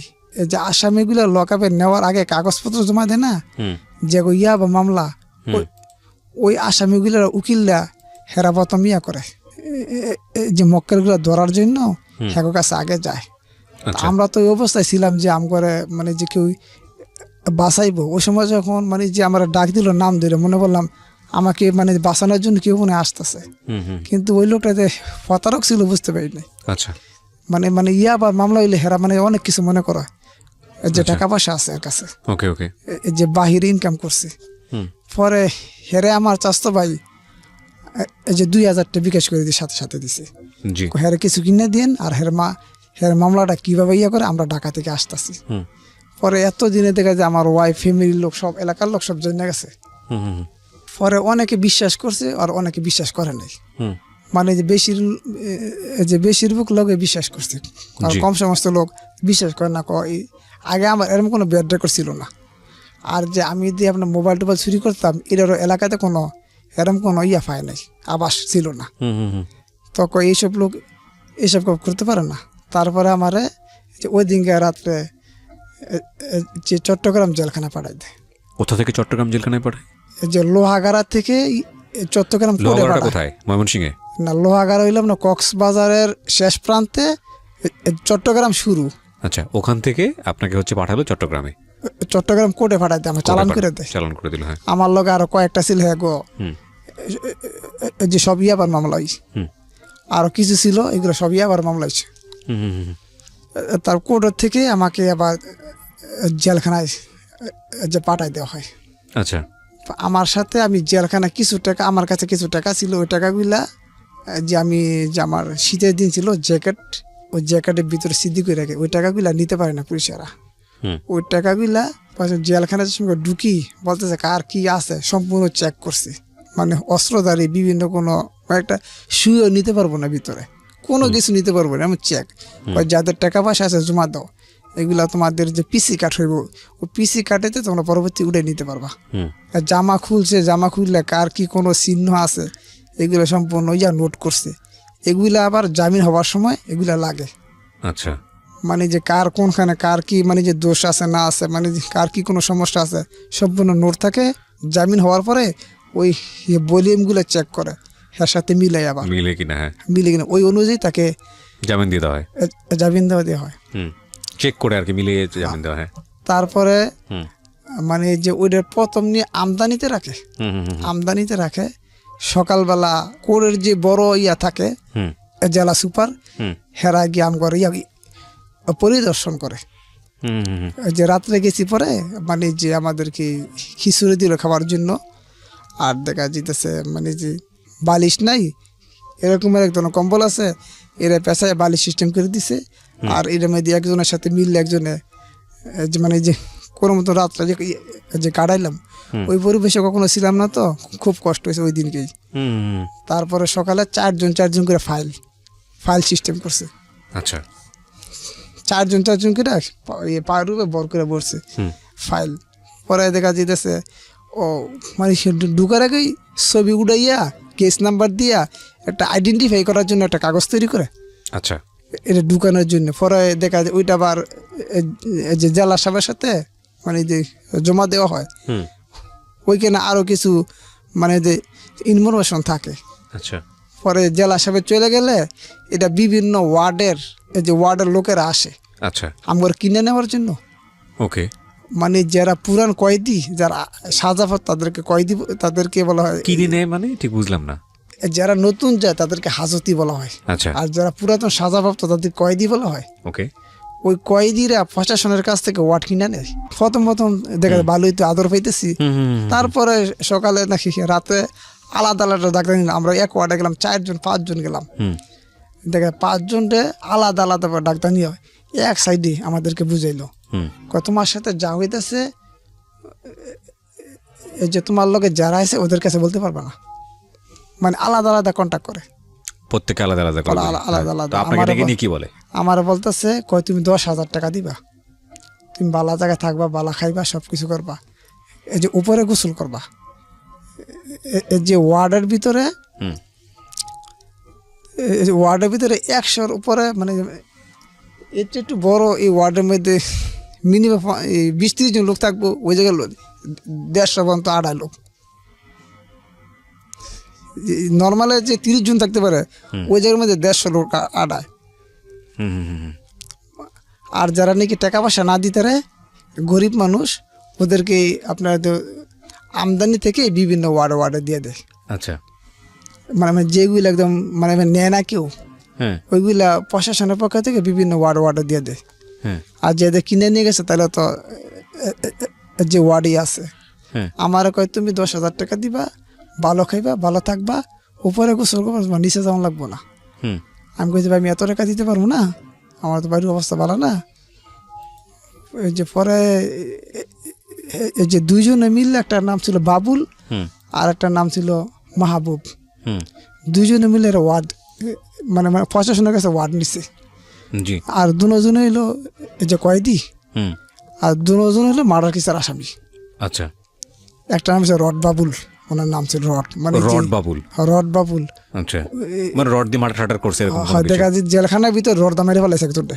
আচ্ছা পরে আমার লগে মানে যে একটা মানে যে 2 নম্বরে কয় আমার বাড়ি নারায়ণগঞ্জ। পরে আমি কই আমার বাড়ি নারায়ণগঞ্জ, কয় আমার বাড়ি এখানে। মানে অতবার দেখা যায় আগে বাইরে চিন্তাই মিন্তাই করতো, বিভিন্ন জায়গায় নাম টাম জানে, আসলে হের বাড়ি ছিল কিশোরগঞ্জ। হুম আমার সাথে পরিচয় দিল যে আমার জেলার মানুষ, কয় তুমি আমার জেলার মানুষ, থাকবা খাইবা ভালো, সমস্যা নাই। হুম আমি বলছি ভাই আমি এত টাকা দিতে পারবো না, 5,000 টাকা দেবো না। আচ্ছা মানে এই যে তারপরে এই যে এরমের আমাদেরকে এই সকালে রুটি দেয়, এই যে এই রুটিগুলা আমগরে দেয় না, আমগরে মানে যেখানে পাক করে ওইটাকে যে চৌকা বলা হয়, হুম ওই চৌকা থেকে হেরা ভাত তরকারি আলাদাভাবে কিনে আনে, কিন্তু হেরা কোনো স্পেশাল পাক করে না। হুম ওই যে ওই আসামিদের জন্য যে পাকটা হয় ওইটারে আবার একটু তেল মশলা দিয়া হেরা আবার একটু ইয়া করে, ওই মডিফাই করে। মডিফাই করে, মানে চৌকা থেকে ওদের সাথে একটা ইয়ে আছে, লিঙ্ক আছে, কন্টাক্ট আছে, হুম তুমি আমরা এত বাদ দিবা। আর যারা চৌকাতে কাজ করে হেরা তরকারি আলাদা নিয়ে বিক্রি করতে পারে, হুম যে বাতন নিয়ে বিক্রি করতে পারে, মানে একটু আর কি ইয়ে হয় আর কি, স্পেশাল হয়, আচ্ছা মানে যে তেমন না। পরে খাইলাম, এর মানে আমার কাছে 10,000 টাকা নিল ধাপে ধাপে। হুম পরে নেওয়ার পরে আমি কইছি ইন দ্য মিনটাইম কি বাড়ির সঙ্গে আপনার কারোর দেখা হয়েছে? কেউ কি এসছে কোর্টে বা কথা বলেছে? আপনার বাচ্চাটার বয়স কত তখন? বাচ্চাটার বয়স ওই সময় 1 বছর হয়েছে। আচ্ছা হুম 1 বছর পরে যে আমার যেদিন করে ঢুকেছে, যে ওই দিন আমার বাইক গেছিল, চাস্তা বাইক গেছিল, আমার বোনের বাইক এর আগ গেছিল পর্যন্ত বাড়ির লোকজন জানতো না যে আপনি এসবের সঙ্গে জড়িত আছেন? না। আমার তারা যেদিন তো আকাশ থেকে পড়ার কথা। জি জি জি ওই যে আমার যেদিনকে করে ঢুকেছে হ্যাঁ ইয়ার পরের দিন নাইডে হেরা চট্টগ্রাম জেলখানা গিয়ে হাজির, আচ্ছা গিয়ে দেখা করেছে আপনার সঙ্গে? আমার সাথে দেখা করছে। মানে যে টাকা পয়সা নিতে চাইছিল প্রথম অবস্থায়, হুম পরে আমি কই না আমার কাছে পিস টাকা আছে, ওইখানে টাকা লাগাই আমি জানি না। এই যে পরে দেখা ধাপে যায় ধাপে টাকাটা দিলেন? হ্যাঁ ধাপে ধাপে এই যে হেরা বলতেছে আপনার ভাই অসুস্থ, টয়লেট থেকে মাথা সাথে ফেটে আসছে, বাস্তনে জলদি আয়েন, অথচ আমিও জানি না, ফোন দিয়ে দিছি এই অফিসাররা ফোন দিয়েছে? না, অফিসার না, এই কয়েদিরা? ওয়ার্ডের যেই হ্যাঁ মানে যারা ওয়ার্ড ভাড়া নিছে কয়েদি হেরা। আচ্ছা এরা মানে এরা এই কাজগুলা করবে সেটা আলটিমেটলি প্রশাসন থেকে পারমিটও করা আছে? পারমিট করা আছে, এরা কিছুই বলবে না, কারণ ওদের কাছ থেকে টাকা দিয়ে কিনছে, সবকিছু দায়িত্ব ওদের। ফোন তো ওদের হাতে যাওয়ার কথা না? ফোন হলো যারা আছে কারারক্ষী আছে না, হ্যাঁ ওরা দেয়, যে ওদের কাছে লিস্ট দেয়, এই নাম্বার, এই যে হেরা যে বাহিরে আইসা ওই নাম্বার ফোন দেয়। ওরে সর্বনাশ! ইন্টারনাল এত কিছু তো আমি কোনোদিন শুনি নাই। কিছুদিন আগে, আমি জানি না, কিছুদিন আগে এটা কোন জায়গায় পড়েছিলাম, আমি সোশ্যাল মিডিয়াতে দেখেছি যে একজন জেলারকে ধরা হয়েছে, তার সম্পদের পরিমাণ 100 কোটি টাকার উপরে। আমার মনে হয় ইন্টারনালি এগুলো আরও বেশি ইনভেস্টিগেট করা উচিত এবং এসব ব্যাপারে আসলে আরও বেশি সতর্ক থাকা উচিত। আপনার মামলার বাদীকে রাষ্ট্র চার্জশিট হয়েছে মামলার? যে চার্জশিট হয়েছে, চার্জশিটে আপনাকে আসামি করা হয়েছে? আসামি করা হয়েছে, ওইখানে 220 দিয়ে আমাকে আসামি করা হয়েছে, 220 ধারাতে। 220 দ্বারা। তো চার্জশিট হলে তো ট্রায়ালে যাওয়ার কথা, এখন ট্রায়ালে মামলা ট্রায়ালে চলে গেছে না? এখন আপনার পক্ষে কোনো উকিল আছে? আমার পক্ষে উকিল আছে। উকিল আপনাকে নিয়ে যায় না ওই হাজিরার দিন, যে আপনার ইয়ে করতে হয় না, রাষ্ট্রের সাথে পুলিশের সাথে আপনার হয় না, কোর্টে দেখা হয় না? না না, সাক্ষী তো একবার আনানো হয় না। ও সাক্ষী আনেই নাই? সাক্ষী আনি, সাক্ষীকে মানে সাক্ষী তো এসআই, এসআই ও সাক্ষী আসেই নাই এখন? সাক্ষী আসবে, সাক্ষী আনতে হলে আপনাকে পয়সা দিয়ে আনতে হবে? আমার পাশে দেন কেন? সাক্ষী তো নিজে থেকেই সাক্ষী দেওয়ার কথা। ওই যে বলতেছি ওই মানে যে লোকের একটা ছেলের অফিসিয়াল কাজ করে, আপনি চাইলে সাক্ষী, এখন বলতেছে সাক্ষী মাকে আনলে 2-3টা উকিল লাগবো, আমার 30,000 টাকা লাগবো। তো সাক্ষী এনে তো আপনি বিপদে পড়বেন। জি, এখন আমার কাছে না অ্যামাউন্ট টাকা নাই। সাক্ষী আপনাকে টাকা দিয়ে নিয়ে আসতে হবে, আমার টাকাতে নিয়ে আসতে হবে। নিয়ে এসে আপনাকে আবার আপনি নিজে বিপদে পড়বেন। সাক্ষী কি আপনার কথায় উঠবে বসবে এরকম? তাইলে না, তাহলে সাক্ষী এরা আনবো, সাক্ষী এনে সাক্ষী নিজের মতো সাক্ষী দিবে নাকি আপনার কথা অনুসারে সাক্ষী দিবে? ওরা ওদের মধ্যে সাক্ষী দিব। আচ্ছা, তার মানে বিপদটা ডেকে আনা এটার জন্য আপনাকে পয়সা দিতে হবে। পয়সা দিতে ওরে বাবা, কোন দেশে বসবাস করি! তারপরে এখন পর্যন্ত খালি এই যে 1 মাস 1.5 মাস পর টাকা পাঠাই দিই, এ শুধু হাজিরা ট্রায়াল। হাজিরা। তো সাক্ষী এরকম ভাবে যদি হাজির না হয় তো মামলা তো একসময় পোস্টপোন্ড হয়ে যাওয়ার কথা। কিন্তু মামলা কি অবস্থা আছে জানতে চাইলে কিছু বলে না। যে কিছু বলে না। আর ওইখানে গেলে কমপক্ষে 5,000 টাকা লাগে। আমি মাত্র স্যালারি পাই 14,000 টাকা। 14 আমার নিজের সংসার আছে। এখন আমি সেপারেট হয়ে গেছি গা। সেপারেট মানে আপনার বাবা মার কাছ থেকে আলাদা থাকছেন? আলাদা হয়ে গেছি গা। এখন আমার 2টা সন্তান, একটা ছেলে একটা মেয়ে। এই ঘটনাগুলো আপনি আজকে যেখানে বললেন এগুলো কি আপনার ফ্যামিলি সব জানে? আমার ফ্যামিলি কিছুই জানে না। ইয়াবারটা তো জানে, মামলাটা জানে, শুধু ইয়াবারটা জানে। কিন্তু আপনার এই পাস্টগুলো এগুলো কিচ্ছু জানে না। না, ওইটা জানে না। কিছু কিছু আমার মা সন্দেহ করে, কিন্তু আমার মা সন্দেহ করে যেটা অবশ্যই বাস্তব হয়, তো আমি এড়ে যাই। কিন্তু আমার ওয়াইফও জানে না এগুলা। আপনি এই যে কাজগুলোর থেকে কবে নাগাদ জেল থেকে বের হয়ে আসার পরে কি আপনার ইনভলভ হয়েছেন নাকি তারপরে একবারে? জেল থেকে বাইর হওয়ার পরে আমি মোবাইল একদম বাদ দিয়ে দিছি। মানে আপনি আর এইসব কাজের মধ্যে নাই? একবারে যে কই না, জেল থেকে বাইর হয়েছি যে 2017-র 30 মে, এই যে ওই দিন জেল থেকে বাইর হয়েছি। জেল বাইর হওয়ার পরে আমি কোনো খারাপ কাজের সাথে জড়িত নাই। 2017, তার মানে 2 বছর যাবত। আলহামদুলিল্লাহ, this is a very good thing. আপনি ভালো কাজের মধ্যে আছেন, ভালো কাজ করছেন।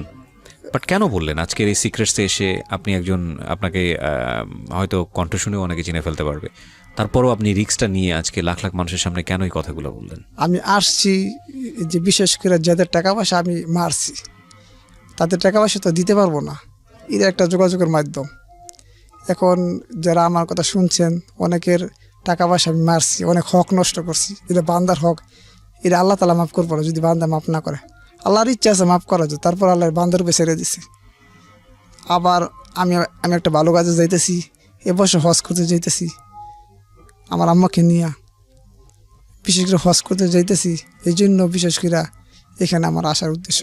এবং দোয়া তো আপনার জন্য আমি নিশ্চয়ই করবো। আমার শ্রোতা যারা আছে তারাও দোয়া করবেন। আপনি জীবনে যে ভুলগুলো করেছেন সেগুলোর জন্য আল্লাহ আপনাকে মাফ করুক। আমরা কেউই আসলে ভুলের ঊর্ধ্বে না, সবাই ভুল শুদ্ধ মিলিয়েই মানুষ। যদিও আমাদের ধর্মীয় জায়গা থেকে বিষয়টা বলা হয়েছে যে এই যেগুলো অপ্রকাশিত পাপ সেগুলো নিজের কাছেই গোপন রাখা।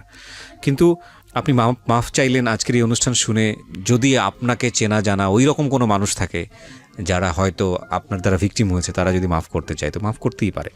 লক্ষ লক্ষ টাকা অন্যায় পথে এসছে আপনার কাছে, কিন্তু 1 টাকাও আপনার কাছে থাকেনি। 1 টাকা আমার কাছে নাই। জীবনের অনেক বড় একটা সময় আপনি জেলে থেকেছেন। 6 মাস কম না, 6 মাস অনেক বড় অভিজ্ঞতা। কিন্তু এবার 1 টাকা আমি খাই নাই। খান নাই? আপনি প্রথম চালানি ধরা পড়েছিলেন। প্রথম চালানি ধরা পড়েছি। আপনি এই যে জীবনে যে একটা বড় ধরনের অভিজ্ঞতা হলো, জেল খেটে আসলেন, এরপরে সামাজিকতার অবস্থাটা কি দাঁড়িয়েছে? আশেপাশের লোকজন যারা জানে যে আপনি জেল খেটেছেন, আশেপাশের লোকজন প্রথম অবস্থায় অনেকে মানে যে সামনাসামনি কিছু বলতো না, পিছনে ধিক্কার করতো। কিন্তু ওই রকমের এখন আর আগের মতো স্বাভাবিক হয়ে গেছে। কখনো কষ্ট হয় না এটা ভেবে যে আপনার না, সন্তান? আমি তো দেখা যাচ্ছে 1 মাস বাড়িতে বাইরে হই নাই। ভবিষ্যতের কথা চিন্তা করে কখনো কষ্ট হয় না যে আপনার সন্তানের যখন সামাজিকতার প্রশ্ন আসবে, বিয়ে শাদীর প্রশ্ন আসবে, তখন যখন এই প্রশ্নগুলো উঠবে, মানুষের বাবা কিন্তু জেল খাটছি আবার জন্য, এগুলো কখনো চিন্তা হয় না? ওটার জন্য তো নিজের কাছে মানে যে খুবই লজ্জিত হয় এখন। এখানে একটা কথা বলে রাখি, এই এপিসোডটা থেকে যাবে সারা জীবন।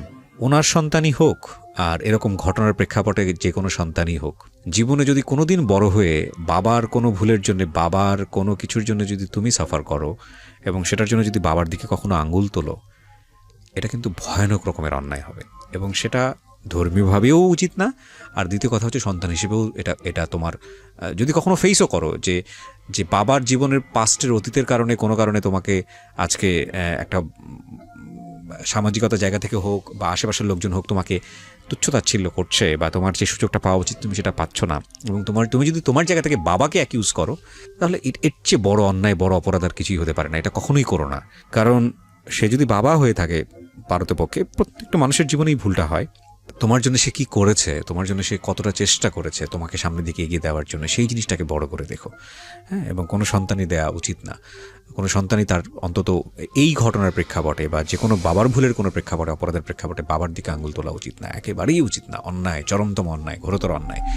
আমরা শেষ করতে চাই আজকের সিক্রেটস। আমি সবসময় যে কথাটা বলি, সবসময়ই বলি, এখনও বলি,